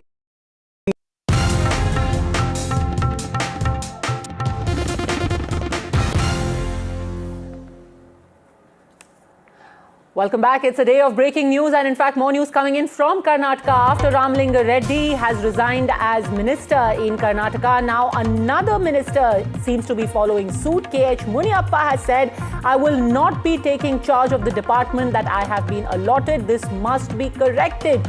Huge reaction coming from the second minister on record, unhappy with the portfolio that he has been given, which is food and civil supplies. KH Muniappa, a veteran, a big Dalit face in Karnataka Congress, now saying that I will not take charge of my department and I want a correction of portfolio to take place. ಇಲ್ಲಿ ಒಂದು ಸಾರಿ ತಾಲೂಕು ತೆಗೆದ್ರೆ 9 ಸಾರಿ ಸೀನಿಯಾರಿಟಿಯನ್ನು ಗುರುತು ಮಾಡುವಂಥ ಕೆಲಸವನ್ನು high command ಮಾಡಬೇಕು. ನಾನು ಯಾರನ್ನೂ ಟೀಕೆ ಮಾಡೋಕ್ಕೆ ತಯಾರಿಲ್ಲ. ಇದನ್ನು ಸರಿ ಮಾಡಬೇಕು ಅಂತ ನಾನು ಹೇಳ್ತೀನಿ. ಅಷ್ಟರವರೆಗೂ ಕೂಡ ಇಲಾಖೆ ಏನು ಇವತ್ತು ಅನೌನ್ಸ್ ಮಾಡಿದ್ದಾರೆ ಅದು ಚಾರ್ಜ್ ತಗೊಳ್ಳೋದಿಲ್ಲ. ಅವ್ರಿಗೆ ಹೇಳ್ತೀನಿ. Basically, late yesterday night, the allocation of portfolios was done by DK Shivkumar just hours after he took oath as the new Chief Minister of Karnataka along with 13 other ministers. It was a very delicate balance that he had to maintain, but it seems even despite making major concessions, remember of the 13 ministers who have taken oath, most of them in fact are from the Siddaramaiah camp, and yet despite walking the thin line, already voices of disgruntlement have started rising from within the cabinet. You've got two people who have already spoken on record. You have got Ramalinga Reddy tendering his resignation, saying, I do not want to continue as minister, I will continue as MLA. And then you have KH Muniappa also jumping in and refusing to take charge of his department. And while all of this happens, there is another section which is also speaking up. You've got the minority MLAs, you've got somebody like a Tanveer Seth who has said, why aren't there more Muslim faces within the cabinet? Deepak Bopanna is now joining us. Are you hearing of more such voices, more such names who could also speak up now, Deepak? Well, Padmaja, I'm also picking up that Mr. KJ George is not very happy with certain officers who will be in charge of his department. So there's a whole lot of problems for the new Chief Minister to deal with, especially on a day where you have the AICC leaders who are descending to Bengaluru. It's probably not the time that Mr. DK Shivkumar would have wanted to deal with these many issues. Mr. KH Muniappa, having an issue with his portfolio, Mr. Ramalinga Reddy having an issue with his portfolio, both of them making it very clear that they're unhappy. One has resigned, the other one is expected to also build some sort of a pressure, could also threaten to resign is what I'm told. So we're expecting more drama to unfold through the course of the day. Now we are getting pictures of supporters of Ramalinga Reddy pulling out banners where Mr. Ramalinga Reddy was seen posing with Mr. DK Shivkumar. They're also of course here going on to put posts on social media. Padmaja, now you might recall very very clearly that at one point in time Mr. DK Shivkumar said word power is world power. This was a few months ago where he was talking about the word that was given to him. Now Ramalinga Reddy supporters are using that statement, it seems like, against him, where they're saying the same thing in the context of Mr. Ramalinga Reddy, where he has said that Mr. DK Shivkumar had given his word to Mr. Ramalinga Reddy that he would be made the Bangalore Development Minister, but in turn being given water resources has made him extremely unhappy. So I'm just going to put that out as well, so that our viewers as well can get an idea of how this is really playing out in the city of Bengaluru. It is right now hectic drama. For a few days we saw portfolio allocation becoming a headache. Before that, of course, we've seen for months together the Chief Minister's race becoming a headache, and now it looks like the resignation drama is the latest headache for the Congress High Command and the state leadership to deal with. Massive. And remember, all of this is happening when you've got Rajya Sabha elections just 2 weeks ago. You do not want the Congress to have any fractures in their party at a time when such critical elections are happening. You've got the meeting of INDI, which is scheduled for just this Monday. They want to present a united front. This is not a good look. We'll be on these big stories. Don't go anywhere. Quick break. More on the other side.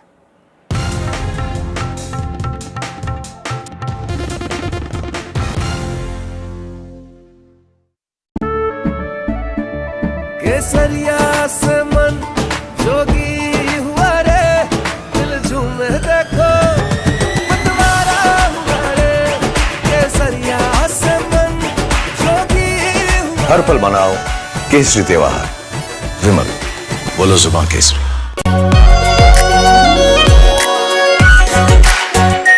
Are pure shahi paneer masala, delicious, healthy every day. From the newsroom to the studio to the thick of political action. You're watching NDTV 24/7. The hope is that beyond this election, this will be one of the major issues. With multiple challengers in the fray, the TMC also has done a bit of rejigging.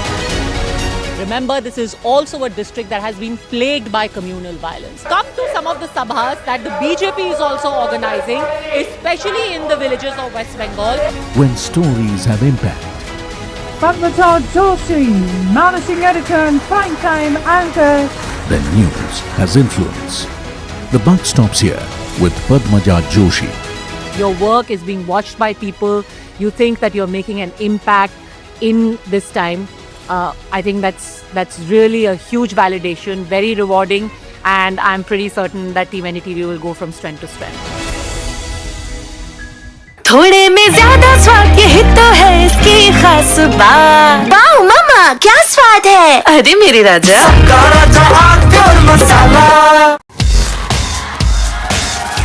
This is the show where we bring you all the hot and happenings from the world of entertainment and lifestyle. Really? Fashion that made you gag. Films that made you fangirl. Art that made it to the gram, and trends that kept us with the program. Let's get it. Hello and welcome to a brand new show. I am your host Mayank Chaudhary and this is Limelight. मीठा या नमकीन, चाहे जैसे खाओ, 100% सूजी से बनी are pure vermicelli, स्वादिष्ट, सेहतमंद, हर रोज। In the beautiful state of Andhra Pradesh, which has no shortage of its own superstars. And that's why it's our pleasure to be joined today on NDTV by Pawan Kalyan, the Deputy Chief Minister of Andhra Pradesh. Good to have you, sir. You were recently denied permission, sir, on Telangana Formation Day. I think somehow they're scared. Otherwise, there is no need for them to deny permission. Is the India bloc, up on its last legs? I had seen in my family, they were very strong supporters of Congress. As long Indira Gandhi was, even to an extent Rajiv Gandhi ji was there, they could slowly, but the disconnect started because of their policies. I really expected some kind of a greater understanding when this man, Mr. Rahul Gandhi, if I go and meet people, that gives me a very entire greater understanding, greater depth. But I felt after walking from Kanyakumari to Kashmir and the way he understood, then I said he has become more shallow. You have a good relationship with the BJP and especially with Prime Minister Modi. This man is the future of our country and we need it.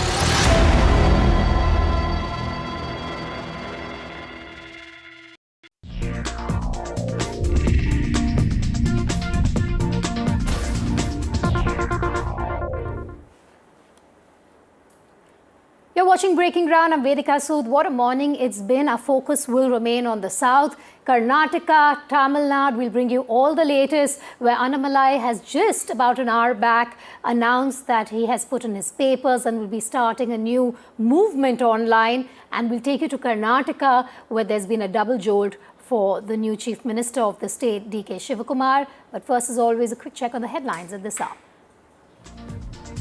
Annamalai quits BJP, launches online political movement, takes veiled dig at Vijay and the DMK, says will contest the next general elections. BJP response says no loss to party.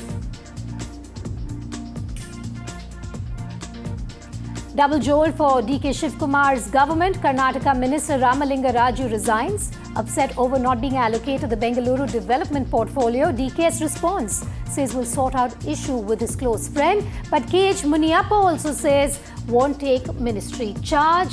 We'll bring you reports from Karnataka. Tamil Nadu Chief Minister Vijay chairs the first cabinet meeting of his government, marking an important step in the functioning of the newly formed administration. The alliance breakup turns bitter. Udayanidhi Stalin calls Congress's conduct treacherous. Congress hits back, saying making and breaking alliances is part of democracy. Jan Sena Chief Pawan Kalyan's explosive interview of NDTV triggers Telangana flashpoint. Kalyan says Telangana is his karma bhumi, hits out Rahul Gandhi and the Congress over appeasement politics. I really expected some kind of a greater understanding when this man, Mr. Rahul Gandhi, walked length and breadth of India, from here, from Kanyakumari to Kashmir, and the way he understood, then I said he has become more shallow. It is like you cannot instigate society, one against another.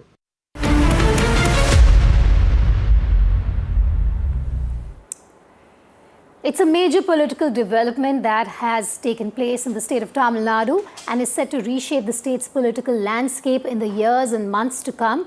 K. Annamalai has confirmed that he is going to launch his own party and will contest the next elections. He has also spoken about his mission to bring young leaders in politics to bring change in the state. He also thanked Prime Minister Modi and the BJP leadership. This comes after former Tamil Nadu BJP chief K. Annamalai has resigned from the BJP, ending months of speculation over his future within the BJP. At 12 noon today, he held an address. It was more than 40 minutes long. Also, what we know now is that the BJP has accepted Annamalai's resignation. That happened even before Annamalai addressed his supporters and the cadre. Sources indicating that the differences over the party's strategy and alliance politics in Tamil Nadu played a role in his decision. Now, what we also have access is Annamalai's resignation letter, where he says in the last 18 months there were differences between him and the BJP leadership, and he decided to put in his papers. Meanwhile, the Tamil Nadu BJP chief has reacted to Annamalai's resignation and said there is no loss to the party. ஆனந்தமாக அன்போடு தமிழ்நாட்டில் ஒரு அரசியல் இயக்கத்தை நாம் துவங்க இருக்கின்றோம். இது அரசியல் இயக்கமா கட்சி இல்லையா அப்படின்னு நீங்க யாரும் கேட்கவே வேண்டாம். கண்டிப்பாக தமிழகத்தில் அடுத்து நடக்கக்கூடிய தமிழகத்தினுடைய பொது தேர்தலில் நம்முடைய கட்சி போட்டியிடும், அதில் எந்த மாற்று கருத்தும் இல்லை. அதற்கு நம்ம தயார் பண்ணணும். நிறைய லீடர்ஸை தயார் பண்ணணும், நிறைய கேடர்ஸை வாலண்டியர்ஸை தயார் பண்ணணும், உத்வேகத்தோடு தயார் பண்ணணும். அவங்களுக்கு அந்த ஸ்கில் செட்டை நம்ம உருவாக்கி கொடுக்கணும். அதற்கு கொஞ்சம் நேரம் ஆகும்.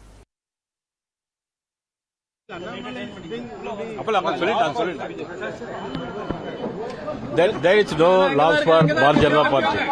Bharatiya Janata Party is a big party in the world. It's not. It is a big of the Siddhantam. Siddhantam அடிப்படையில் உள்ளான BJP கட்சி. You think Annamalai is leaving BJP is a loss for the party? There is no loss. There is no loss. Thank you, sir.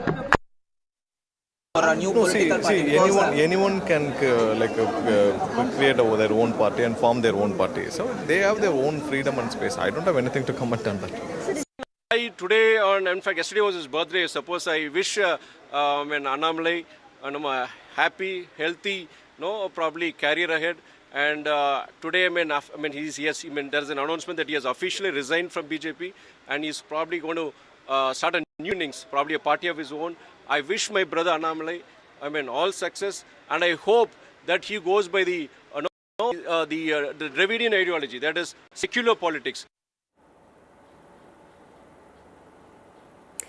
Right, we have with us Vasudha and Vijay joining us live on The Big Story. Coming to you first, Vasudha, a big move, a bold move, and Annamalai has also announced that he will be contesting the general elections. Not too much time for someone who's just starting afresh. That's right, Vedika. In fact, we are just thinking if Tamil Nadu, that has just undergone this very intense election, which completely dismantled Dravidian power structures, do people in Tamil Nadu even have the appetite or space for another political party? But Annamalai is very clear that, he has the potential in him, which is why both in his speech today and in his resignation letter that we broke just a few minutes ago, he has made it very clear that he tried his best, being part of a national party, and he worked against all odds. He said that he informed the party on the 5th of December 2025, but there are small issues that kept cropping up. He has really not complained against Narendra Modi, the Prime Minister, or Home Minister Amit Shah. He's spoken about the national identity and the Tamil identity not being in in conflict for him, but his entire speech was in some way centered around Dravidian philosophy. He said that what he wants to start is a movement for the common man. He has also questioned the cult following or the kind of politics that exists in the state. In fact, he took a dig at the TVK, saying that it's very easy to keep asking why do people in Tamil Nadu vote the way they do, but it's important to make them understand that when you buy essential groceries, you check once or twice. When you vote for the right party, you must also be prepared for the consequences. So he's preparing to create a Vijay Makkal Iyakam of sorts, a structure of sorts that supports him. Because remember, Annamalai is an inspirational figure for a lot of educated people, but he's still not a household name, and he's far away from being the next Vijay of Tamil Nadu. I don't even think Tamil Nadu is looking for another Vijay. What Annamalai is looking for is to capture the attention of voters who might eventually get frustrated or disenchanted with the TVK because they may feel that it lacks a certain governance vision, and that's where Annamalai is hoping to get in, which is why he wants to start the work right now. Vasudha, I'm looking at the website. It says the movement belongs to the people. Let's step up, take action and be the change. 1,26,782 active members for now, just an hour after Annamalai went live to speak to his supporters. But there's no real manifesto, there's no real agenda that he has shaped out or spelt out. Is that going to take away from the vision of what Annamalai stands for today, given that he has already floated an online movement? I think, Vedika, I always felt that the vote against Dravidian parties in Tamil Nadu in 2026, especially against DMK, was also the state crying for an ideological cooling off, which is why I feel Annamalai wants to keep his options open. He wants to sidestep those questions on ideology. Of course, when it comes to Hindi imposition, 3-language policy, NEET, these are bread and butter issues in Tamil Nadu. They are as important as local issues, governance issues, which is why I think he's looking at, more importantly, issues that a common man or woman can get attracted to. And that he feels will also help him build this, network of cadre or volunteers or leaders that he's talking about. In fact, he's talking about a training center in Coimbatore. So these are very lofty ideas, and he's also very clear that he has spoken about two important people, Rajnikant and APJ Abdul Kalam. These are all also not icons that are completely opposed to Sangh Parivar. In fact, the Sangh Parivar really loves them. He keeps his options open. At the same time, he makes it very clear that he has always spoken for the Tamil identity. Even when the BJP was in power in Karnataka, he says, I stood for Tamil interest with the Mekadatu issue. So sending very clear signals there that he's going to be speaking for Tamil identity, Dravidian identity, but not really afraid of calling himself a proud Indian, but working for common people, working on the educated front, because he himself is an icon for a lot of youngsters, considering that he is a graduate of Indian Institute of Management and he is also a former IPS officer. I'm going to come back to you in a moment from now to understand whether this is a loss for the BJP, why and how. Though you have the Tamil Nadu BJP state chief president saying that this is no loss for the party. But before that, bringing Vijay in as well. Vijay, a veiled dig at Vijay, the TVK chief and the chief minister of Tamil Nadu, as well as the DMK. I want to understand from you what the response has been from both the parties after Annamalai went live with his speech.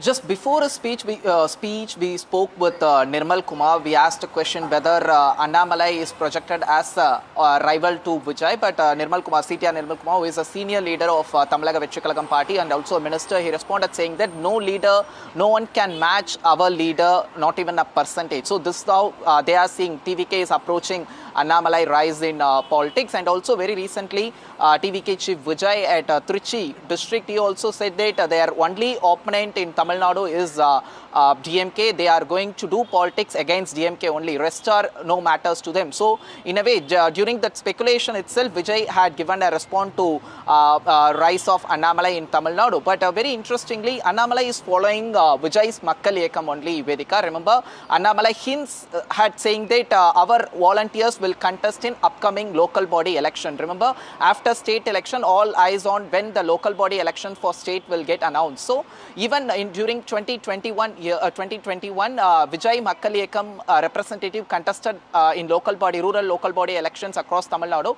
Even 129 representative won on behalf of Vijay Makkal Iyakam. Then there was no Tamil Nadu. Just before that, they even all 129 representative met Vijay. They took picture with Vijay also. also. Even then General Secretary of that Vijay Makkalekam also released a statement. So this is how they tested the water, how the mood for Vijay on Tamil Nadu. So it's the same strategy is being now following by Annamalai also. He said their volunteers will contest in local body election, upcoming local body election, because in rural local body election, usually the political parties won't fight directly. Their representative with a different symbol will contest across Tamil Nadu in rural local body election. That's how Annamalai is also looking forward to strengthen the grassroots level supporters across Tamil Nadu. He also spoke about Tamil-centric politics. Remember, in Tamil Nadu, we have already Naam Tamilar Katchi Seeman. He has a huge following, but however, Vijay's rise has affected him also. Yes. In 2026 elections, Vijay Seeman party failed to perform. But before that,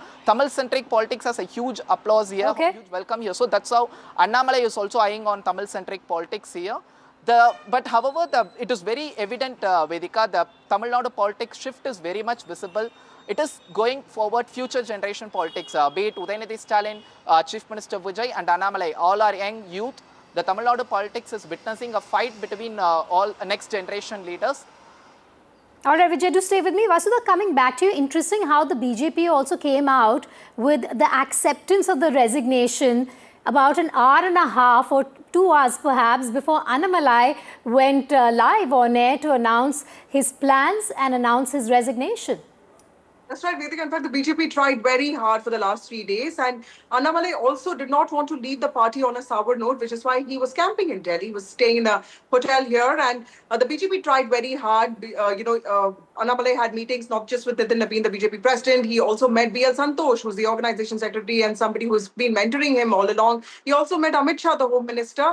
And he, in fact, also told me very clearly that, he's waiting for a go-ahead from the Prime Minister himself. He, reached out to people close to the Prime Minister. He told him that he was leaving because he did not want to do all of this on a sour note. And he wants to, but he also wanted to make his point. And anybody who knows Annamalai would tell you, Vedika, that he's a fitness enthusiast. So today he quoted a gym analogy, and he said that, when you go to the gym, you don't start, lifting 100 kg weights directly. You have to build muscle, and that's what I'm going to do right now. But he's also made it very clear to people who call him, the plan B of the BJP or party B of the BJP. He says that, from here on, the BJP will just remain like any other party for him. And for the BJP, it's a challenging, time in Tamil Nadu, especially because a lot of people are expected across districts to also, join Vijay. And a lot of them are also looking at TVK as an option. But remember that the ideological ones will stay with the BJP. The BJP is also looking at a major rehaul in Tamil Nadu state unit. But considering that the elections are already over in Tamil Nadu and BJP is a very practical party, it also has other priorities. It would probably be focusing more on UP and Punjab, and we'll just wait and see how the situation unfolds. Vasudha, Vijay, do stay with me for a couple of minutes. We also want to tell you more about what's really happening in the state of Tamil Nadu. You've heard from Vasudha and Vijay on how you have Annamalai stepping away from the BJP, cutting off.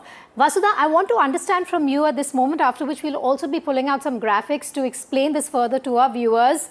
What could this mean for the BJP in terms of its cadre? I think the biggest worry is at this point that, and I'm going to take our viewers through some of the graphics here in terms of what this means for the BJP, and then we'll go to Vasudha.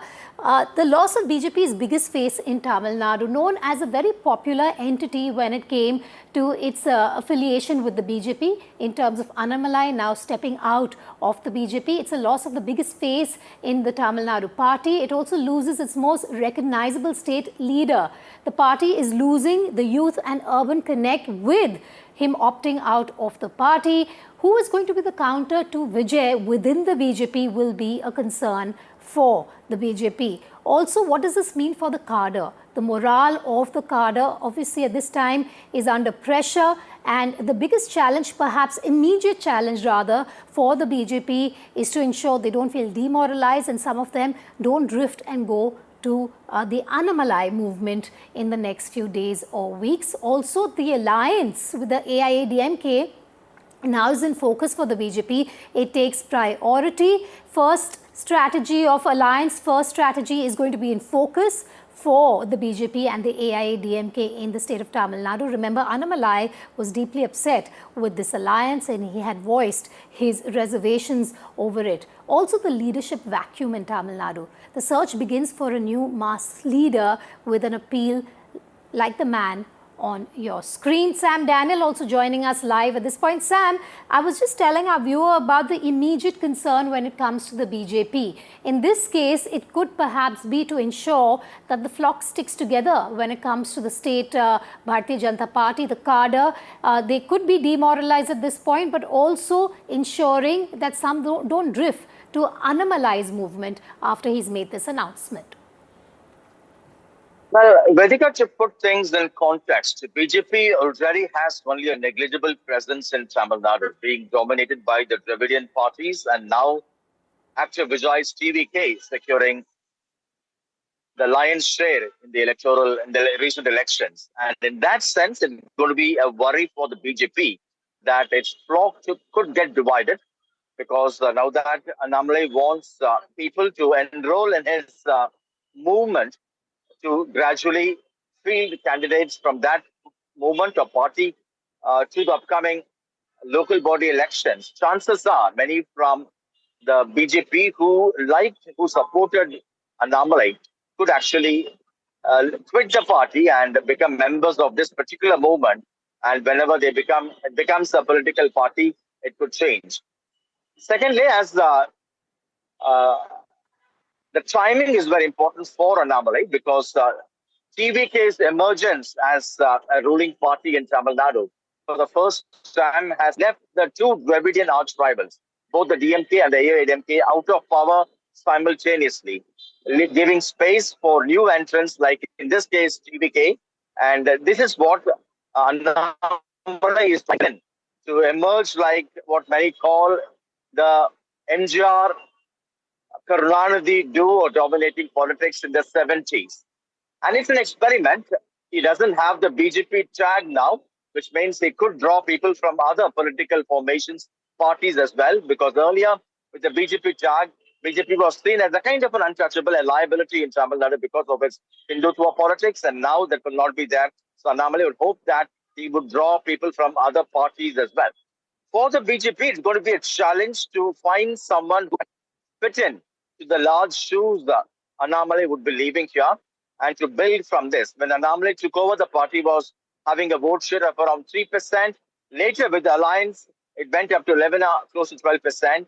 And now again, after the recent assembly elections, it's back to the square one. So now it's going to be a challenge for them to make sure they keep their flock together and they find a leader who could reasonably be closer to Annamalai in terms of profile, in terms of outreach, so that they'll be able to keep them together.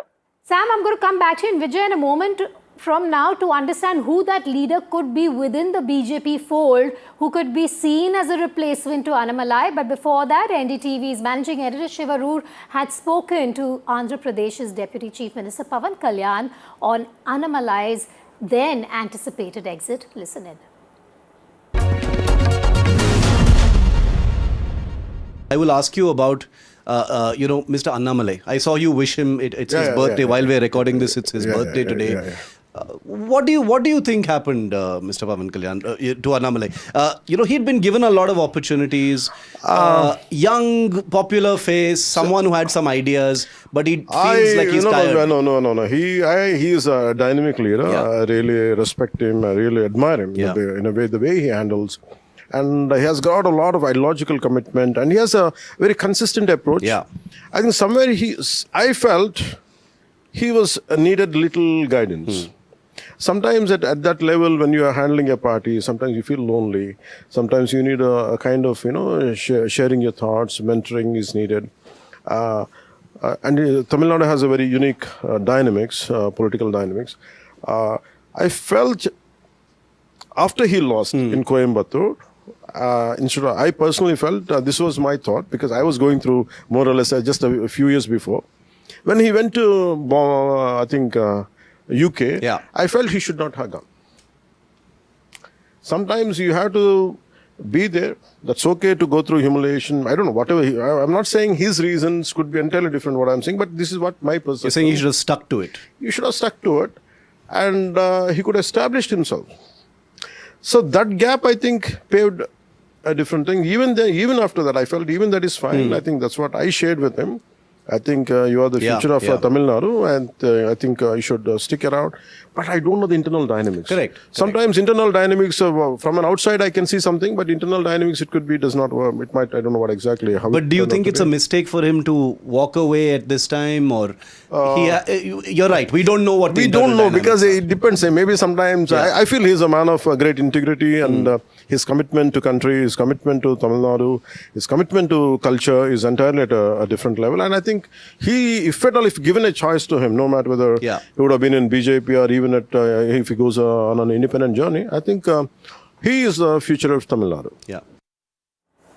Moving on from Tamil Nadu to the state of Karnataka, upset over the portfolio allocation, Karnataka Minister Ramalinga Reddy has tendered his resignation from the cabinet today. Reddy, however, said he would continue in the Congress and serve as an MLA, adding that he harbors no ill will towards anyone. Reddy was expecting to be given the charge of the Bengaluru development portfolio, but has instead been allotted the major and medium irrigation department.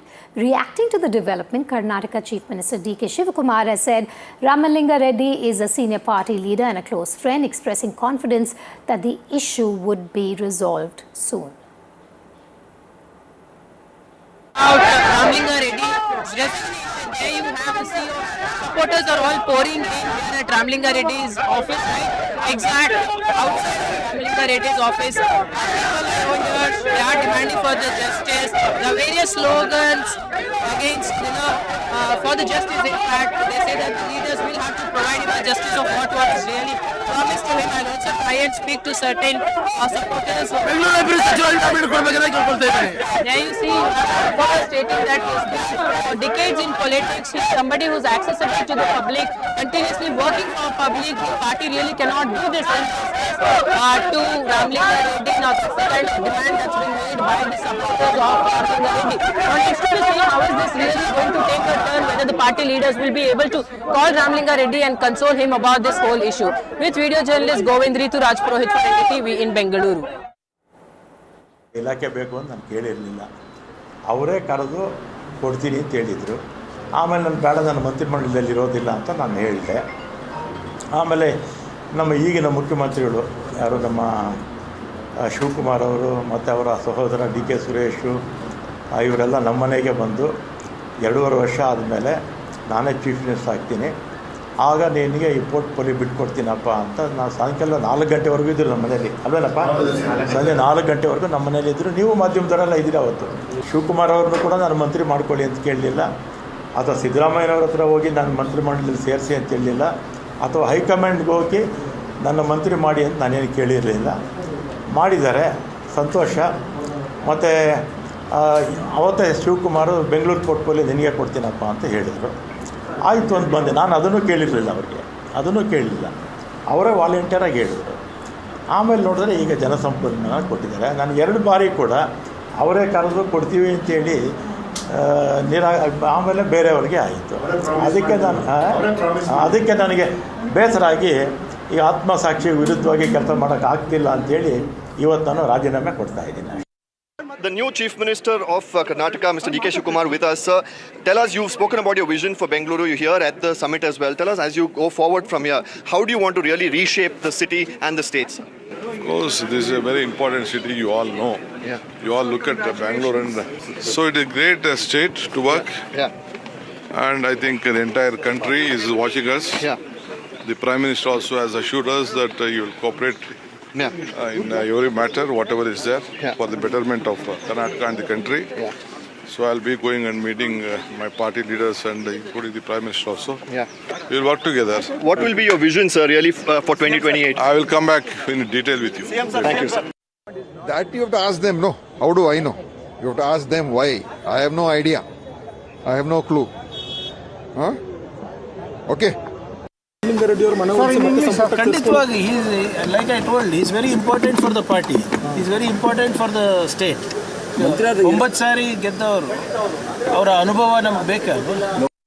Ramalinga Reddy ಅವರು ಕಾಂಗ್ರೆಸ್ ಪಕ್ಷದ ಹಿರಿಯ ನಾಯಕರಿದ್ದಾರೆ, ಮಾತಾಡ್ತೀವಿ ಅವ್ರ ಜೊತೆ ಮಾತಾಡಿ ಸಾಕಿದ ತೊಂದರೆ. ಎರಡೇ ದಿನಕ್ಕೆ ಈ ಥರ ಡಿಸಿಷನ್ ಕೆಲವು ಸಂದರ್ಭದಲ್ಲಿ ಆಗುತ್ತೆ. ಈ ಸೀನಿಯರ್ ಮೋಸ್ಟ್ ಕಾಂಗ್ರೆಸ್ ಮನುಷ್ಯ ಇರೋದ್ರಿಂದ ಅವ್ರ ಚರ್ಚೆ ಮಾಡಿ ನಾವು ಮಾತಾಡ್ತೀವಿ. ಹೈಕಮಾಂಡ್ ನಾಯಕರು ಬರ್ತಾ ಇರೋ ಟೈಮಲ್ಲಿ ಒಂಥರ ಮುಜುಗರ ಅಲ್ವ? ಎಲ್ಲ ನಡೀತಾ ಇರುತ್ತೆ ರಾಜಕಾರಣದಲ್ಲಿ, ತೊಂದರೆ ಇಲ್ಲ. ಬಟ್ ಅವ್ರದ್ದು ಮಾತಾಡ್ತೀವಿ, ಅವ್ರು ಆ ಥರ ಏನೂ ಮಾಡೋದಿಲ್ಲ. ಕಾಂಗ್ರೆಸ್ಗೆ ತೊಂದರೆ ಆಗುವಂಥ ಕೆಲಸ ಏನು ಮಾಡಲ್ಲ, ನಾವು ಮಾತಾಡ್ತೀವಿ. ಇವರು CM ಅವ್ರ ಜವಾಬ್ದಾರಿ ಇತ್ತಲ್ಲ, ಅದಕ್ಕೆ ನಿರ್ಧಾರ ಮಾಡದೆ ಇರೋ ಥರ ತಡೆಯೋ ಪ್ರಯತ್ನಗಳು ಮಾಡಲಿಲ್ವಾ? ಯಾಕೆ ಸರ್? ಎಲ್ಲ ಮಾತಾಡ್ತೀವಿ. ಇವತ್ತೆಲ್ಲ ಆಗಲಿ, ಮುಗಿಲಿ, ನಾಳೆ ಮಾತಾಡ್ತೀವಿ. Minister UT Khadar joins us just a day after, you all took oath as the ministers. Portfolios have been allocated. Now we have a minister who stepped down. Another minister who's also saying he's not happy with the portfolio that has been given to him. How do you really look at this? See, I'm the health minister. This doesn't come my preview. Yeah. It's not within my limit I'm also. asking about the party, about how it really fares for this new government. About the party and the government, the chief minister is there and the party president is there. They will look into it, and every problem has a solution.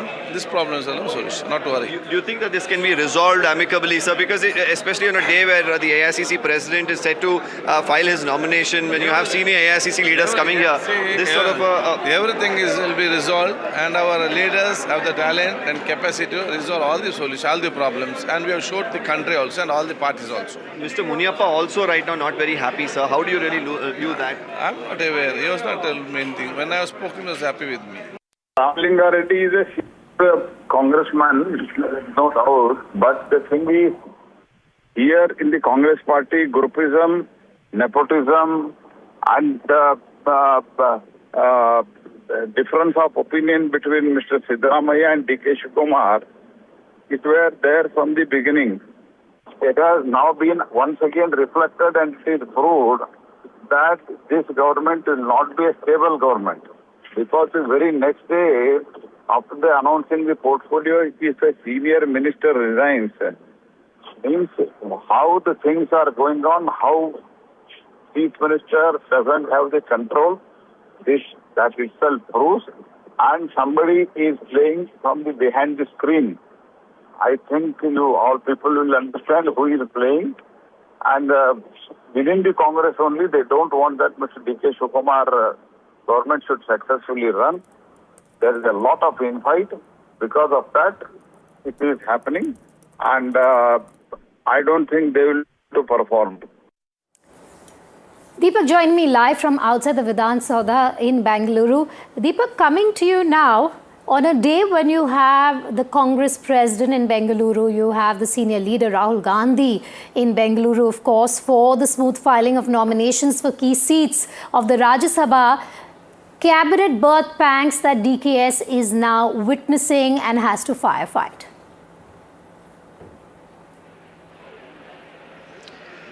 Well, Vedika, what a day for Mr. D.K. Shivakumar to deal with these sort of problems. I'm going to first bring our viewers up to speed as to what's happening. I'm at the seat of power, the Vidhan Saudha. I'm going to ask my video journalist Kumar to show you right now the top security here because Mr. Rahul Gandhi has just entered the Vidhan Saudha. It doesn't happen very often that he's here.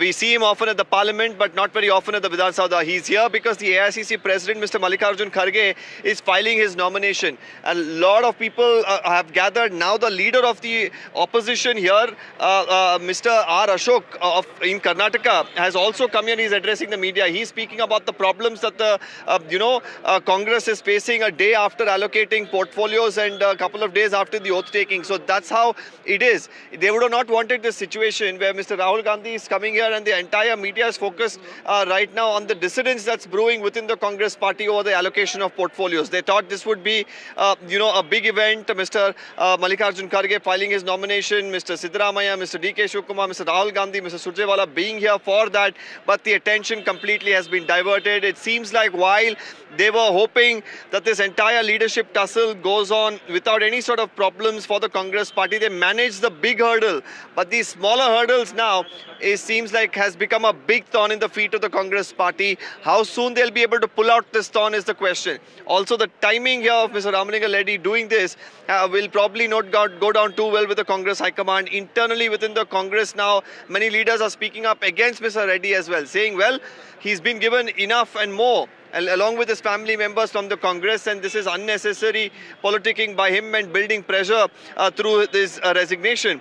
So it's not just Mr. Reddy. There is also Mr. Muniappa, who's also saying he's completely unhappy, saying that he's one of the senior most in the cabinet, but he's not being given a portfolio that he can work for the people for. So we'll really have to see how the leadership deals with this. Back to you, Vedic. I'm going to come back to you in a moment from now. Deepak, stand by. We're going to talk more about Mr. Muniappa. The DKS government appears to be facing a double setback for what Deepak just said, even as it seeks to contain the fallout from Reddy's resignation. Another senior minister, K.H. Muniappa, has reportedly expressed unhappiness over his portfolio allocation. Muniappa, one of the senior-most leaders in the cabinet, has said he has conveyed his concerns and preferences to the Congress High Command. His remarks have fueled speculation about growing dissatisfaction within sections of the state cabinet, with two senior leaders openly voicing their concern over portfolio allocation. The Congress leadership may now have to step in to prevent the issue from escalating further. You have Rahul Gandhi in Karnataka as well as the Congress president for the day.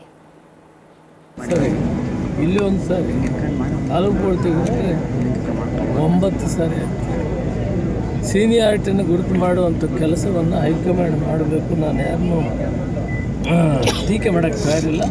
ಇದನ್ನು ಸರಿ ಮಾಡಬೇಕು ಅಂತ ನಾನು ಹೇಳ್ತೀನಿ. ಅಷ್ಟರವರೆಗೂ ಕೂಡ ಇಲಾಖೆ ಏನು ಇವತ್ತು ಅನೌನ್ಸ್ ಮಾಡಿದ್ದಾರೆ ಅದು ಚಾರ್ಜ್ ತಗೊಳ್ಳೋದಿಲ್ಲ, ಅವ್ರಿಗೆ ಹೇಳ್ತೀನಿ.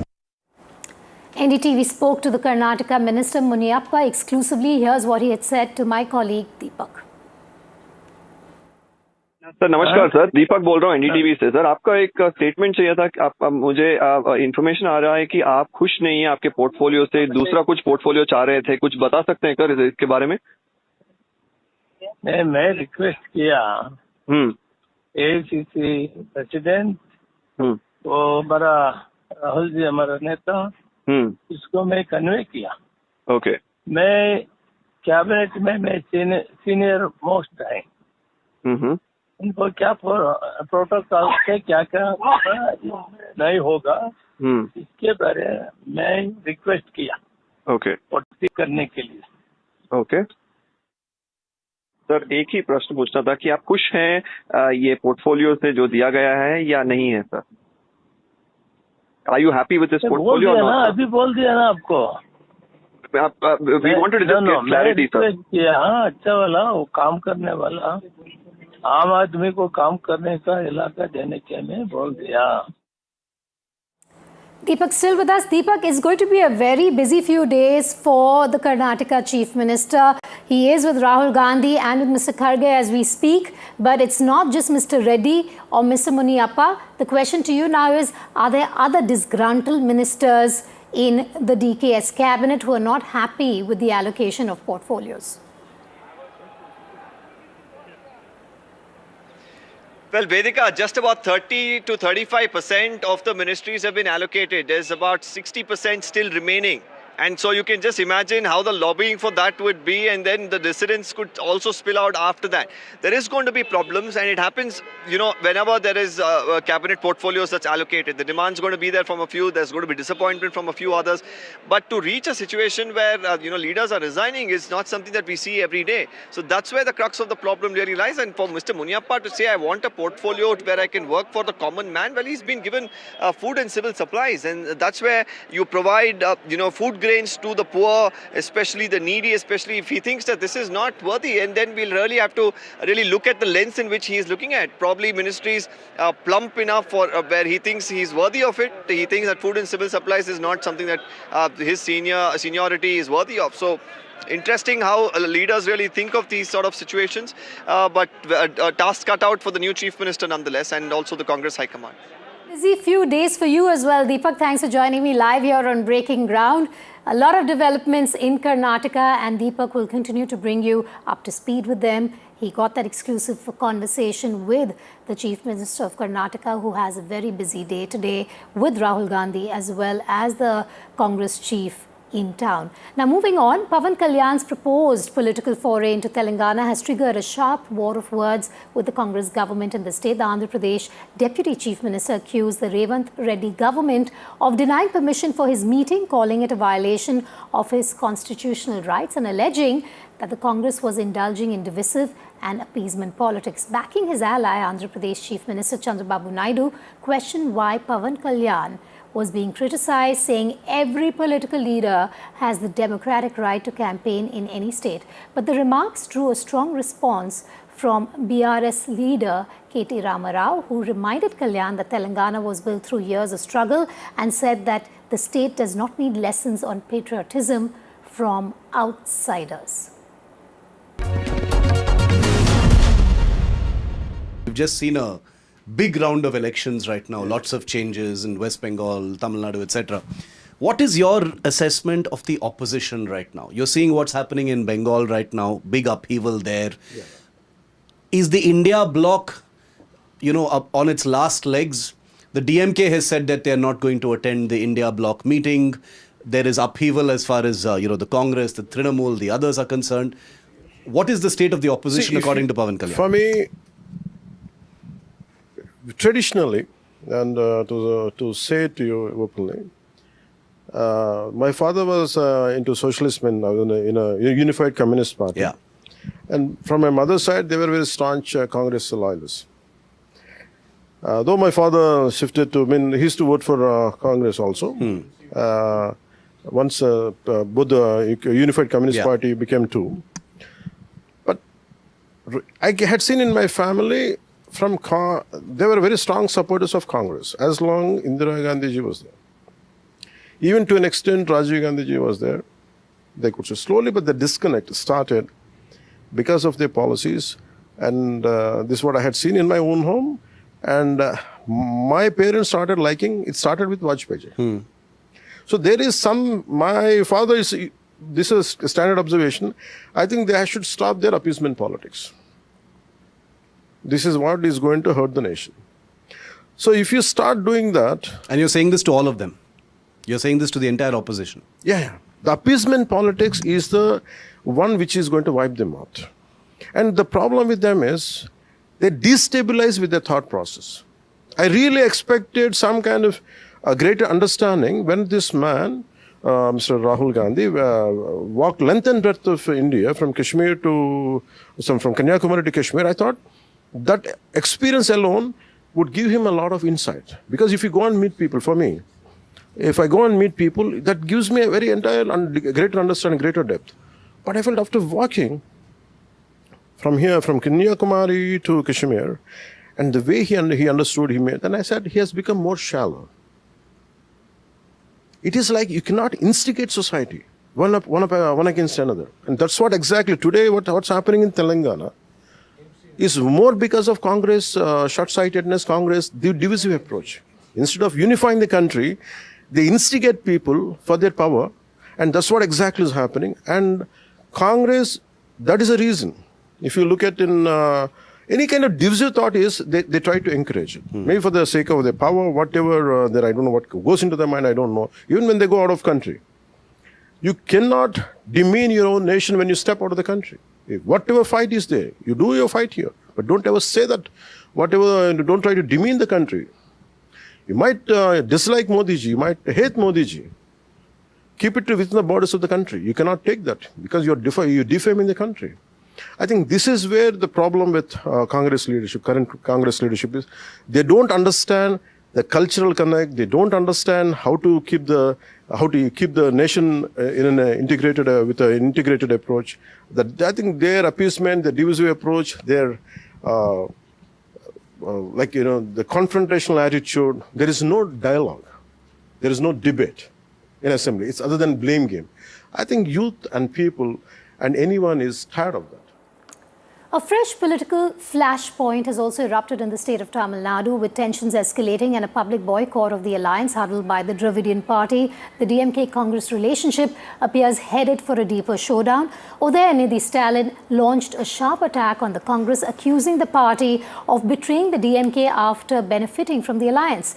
The DMK leader says party workers will never forget what he calls Congress's treacherous conduct. The war of words comes amid growing signs of a widening rift between the two allies. Sources say DMK MPs are set to sit separately from the Congress members in Parliament following the alliance fallout.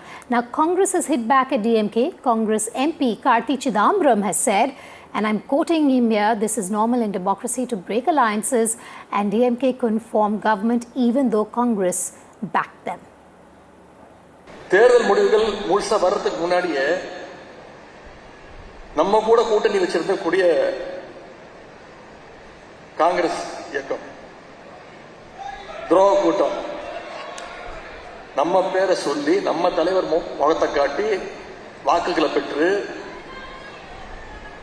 தலைவரை பார்த்து ஒரு நன்றி கூட சொல்லாம ஓடி போச்சு அந்த நன்றி கெட்ட கூட்டம்.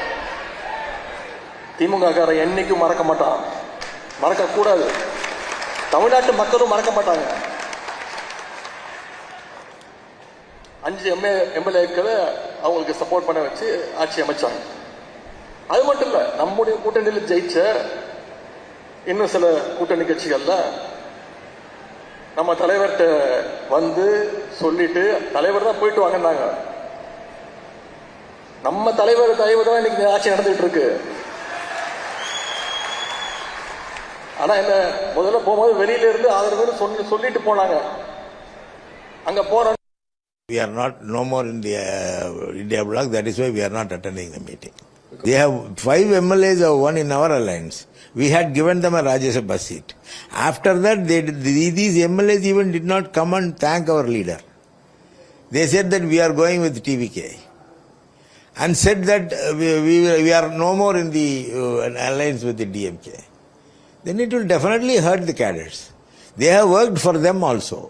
In 28 constituencies, they have worked for them. Last time during the parliament elections, they had worked for them. Our cadres were sincerely worked for them. But they have ignored them and they are going with TVK. Then our cadres will be affected, offended by that. They are all very angry, they are all very upset. To respect their feeling, it won't be appropriate for us to participate in a meeting where Congress is also there. So we have decided to boycott that meeting, and our leader has also pointed out that we will look at the suggestions, the views and ideas that are coming out of that meeting from the other parties in the better interest of the country. Slipping to a short break. When we return, we tell you more about the FIFA World Cup, why it's more than just silverware. In moments from now, we'll be back with a fact file on that cup to glory.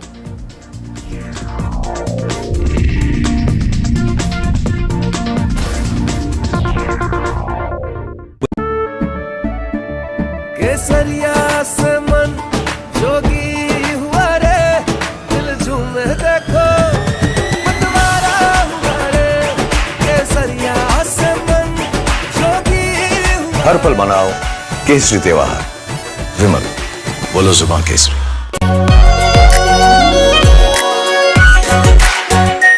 Are pure shahi paneer masala, delicious, healthy every day.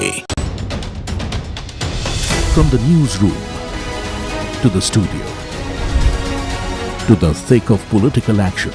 Now watching NDTV 24/7, the hope is that beyond this election, this will be one of the major issues.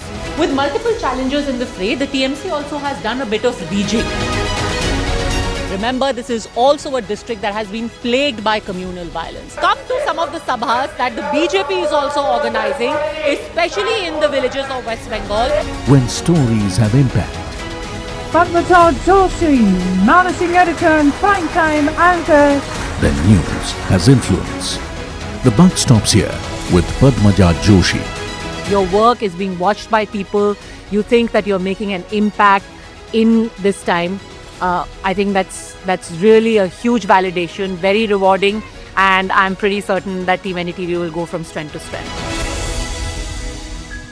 थोड़े में ज्यादा स्वाद, यही तो है इसकी खास बात। वाओ मामा, क्या स्वाद है। अरे मेरे राजा, सबका राजा मसाला।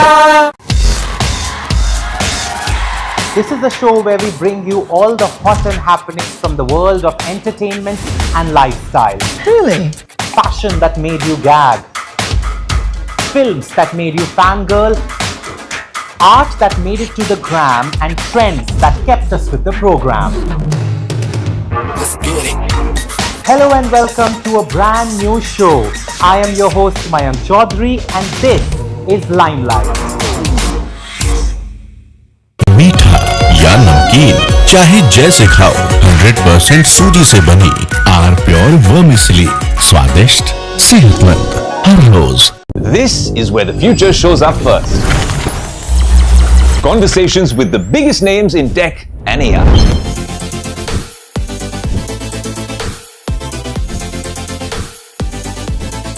Putting tech through its paces.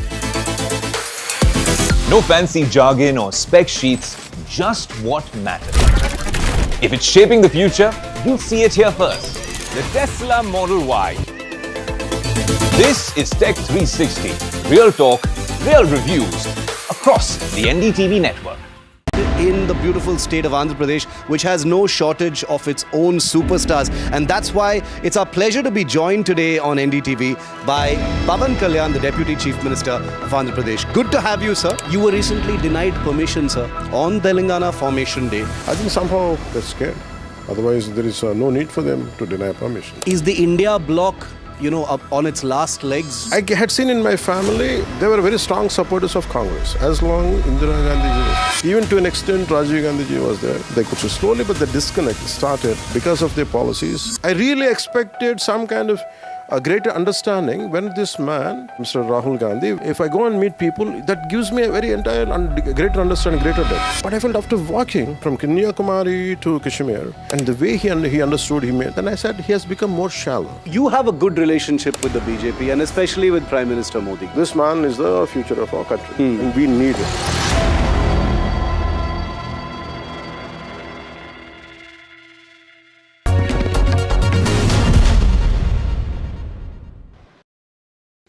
The winds of change and churn are blowing through India's southern states. You've just seen me in Tamil Nadu, where you've seen a superstar rising. I've just been to Karnataka, where there's been a generational shift in the Chief Minister's post. And now I've landed in the beautiful state of Andhra Pradesh, which has no shortage of its own superstars. And that's why it's our pleasure to be joined today on NDTV by Pavan Kalyan, the Deputy Chief Minister of Andhra Pradesh. Good to have you, sir. It's good to see you here. I know how busy you are with everything that's going on in your state, in your neighboring state. I'm going to start with the headlines that Pavan Kalyan has just been making now. And it happens to be in Telangana, where you were recently denied permission, sir, on Telangana Formation Day to hold a big public meeting. Why did that happen? Why did they stop that? I don't know. It's my constitutional right.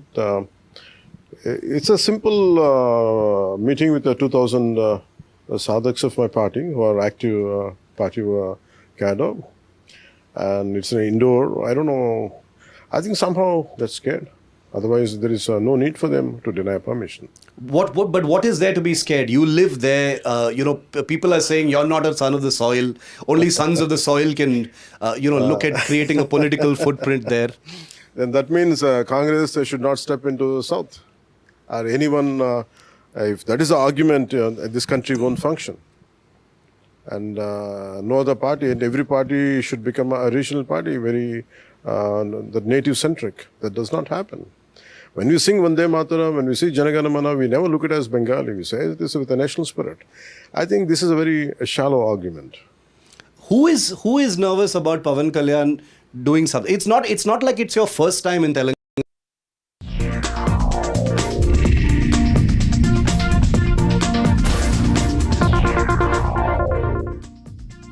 Welcome back. The countdown to the 2026 FIFA World Cup has begun, with football's biggest stars and nations chasing the ultimate prize in the sport.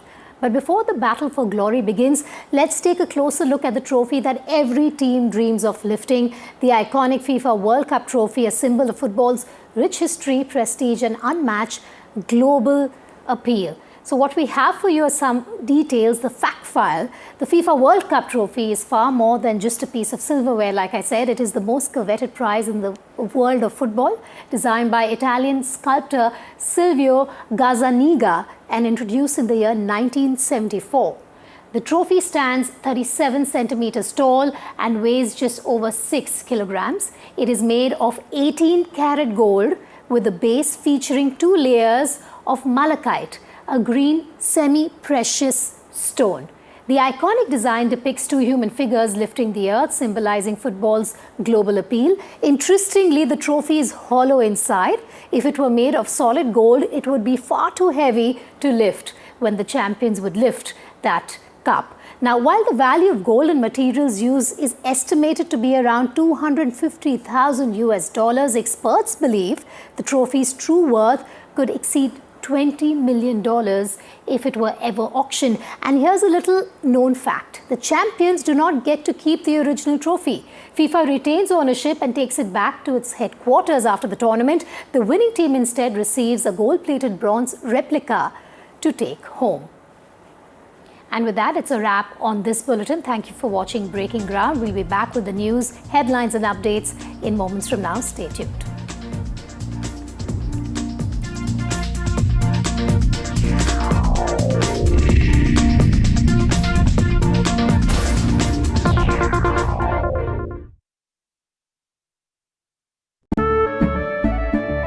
केसरिया से मन जोगी हुआ रे दिल झूमे देखो मतवारा हुआ रे केसरिया से मन जोगी हुआ हर पल मनाओ केसरी त्योहार विमल बोलो जुबान Kesari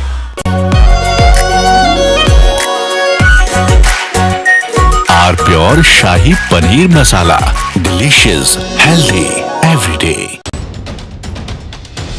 From the newsroom to the studio to the thick of political action.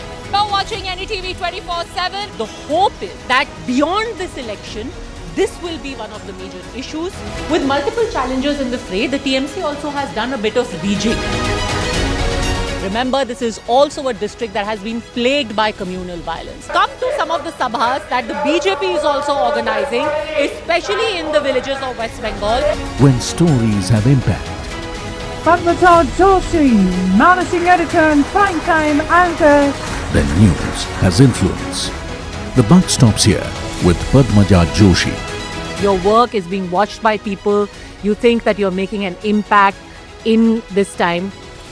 I think that's really a huge validation, very rewarding, and I'm pretty certain that Team NDTV will go from strength to strength. थोड़े में ज्यादा स्वाद यही तो है इसकी खास बात। वाओ मामा क्या स्वाद है, अरे मेरे राजा मसाला। This is the show where we bring you all the hot and happenings from the world of entertainment and lifestyle. Really? Fashion that made you gag. Films that made you fangirl. Art that made it to the gram, and trends that kept us with the program. Hello and welcome to a brand new show. I am your host Mayank Chaudhary and this is Limelight.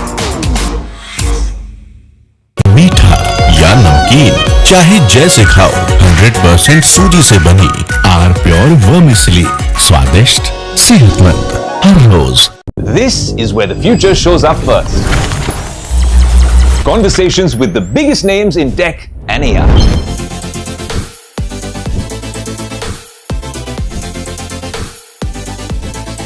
Putting tech through its paces. No fancy jargon or spec sheets, just what matters. If it's shaping the future, you'll see it here first. The Tesla Model Y. This is Tech 360. Real talk, real reviews across the NDTV network. In the beautiful state of Andhra Pradesh, which has no shortage of its own superstars. And that's why it's our pleasure to be joined today on NDTV by Pawan Kalyan, the Deputy Chief Minister of Andhra Pradesh. Good to have you, sir. You were recently denied permission, sir, on Telangana Formation Day. I think somehow they're scared. Otherwise, there is no need for them to deny permission. Is the India bloc on its last legs? I had seen in my family, they were very strong supporters of Congress. As long Indira Gandhi was, even to an extent Rajiv Gandhi was there, they could slowly, but the disconnect started because of their policies. I really expected some kind of a greater understanding when this man, Mr. Rahul Gandhi, if I go and meet people, that gives me a very entire greater understanding, greater depth. But I felt after walking from Kanyakumari to Kashmir, and the way he understood, then I said he has become more shallow. You have a good relationship with the BJP and especially with Prime Minister Modi. This man is the future of our country, and we need it.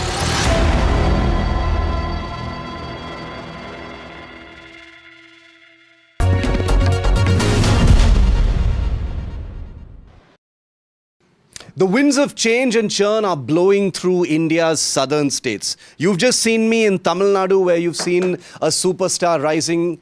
I've just been to Karnataka, where there's been a generational shift in the chief minister's post. And now I've landed in the beautiful state of Andhra Pradesh, which has no shortage of its own superstars. And that's why it's our pleasure to be joined today on NDTV by Pavan Kalyan, the Deputy Chief Minister of Andhra Pradesh. Hi, good sir. to have you, sir.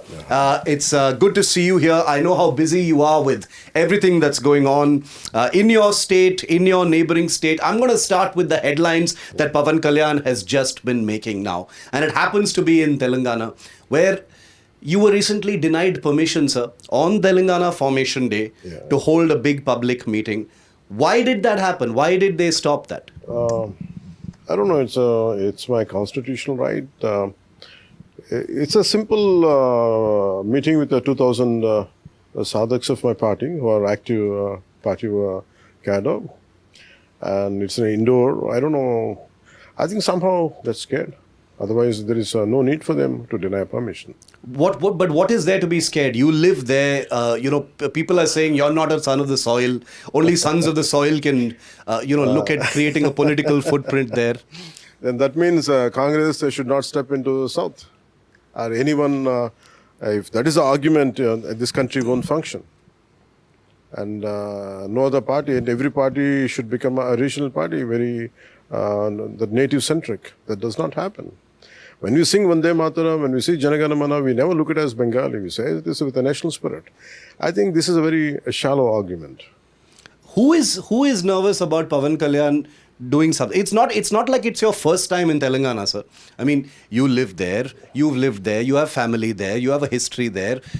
You've contested elections there before as well. Yeah. But why are people nervous now? What is different now? I don't know really, because for me, I've been doing politics even much before I initiated my political journey in 2007 to 2008. Active politics started from 2008 mid onwards. And always I went through entire Telangana. I mean, more of my political journey, it initiated in Telangana and have a greater grip in Telangana when it comes to very committed cadre. Maybe I think that could be the reason for them. What if he gains a stronger foothold? I think that should be the reason. Because they are accusing you, sir, of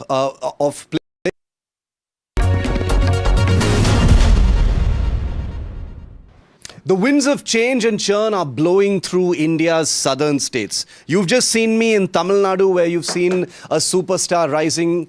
I've just been to Karnataka, where there's been a generational shift in the chief minister's post. And now I've landed in the beautiful state of Andhra Pradesh, which has no shortage of its own superstars. And that's why it's our pleasure to be joined today on NDTV by Pavan Kalyan, the Deputy Chief Minister of Andhra Pradesh. Hi, good sir. to have you, sir.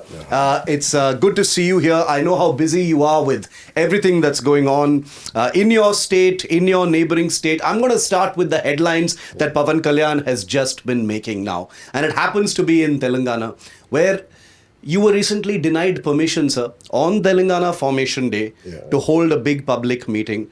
Why did that happen? Why did they stop that? I don't know. It's my constitutional right. It's a simple meeting with the 2,000 sadhaks of my party who are active party cadre, and it's an indoor. I don't know. I think somehow that's scared.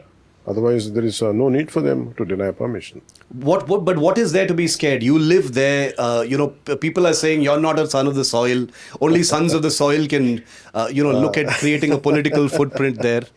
then that means Congress should not step into South. Or anyone, if that is the argument, this country won't function. And no other party, and every party should become a regional party, very the native centric. That does not happen. When we sing Vande Mataram, when we see Janagana Mana, we never look at it as Bengali. We say this with a national spirit.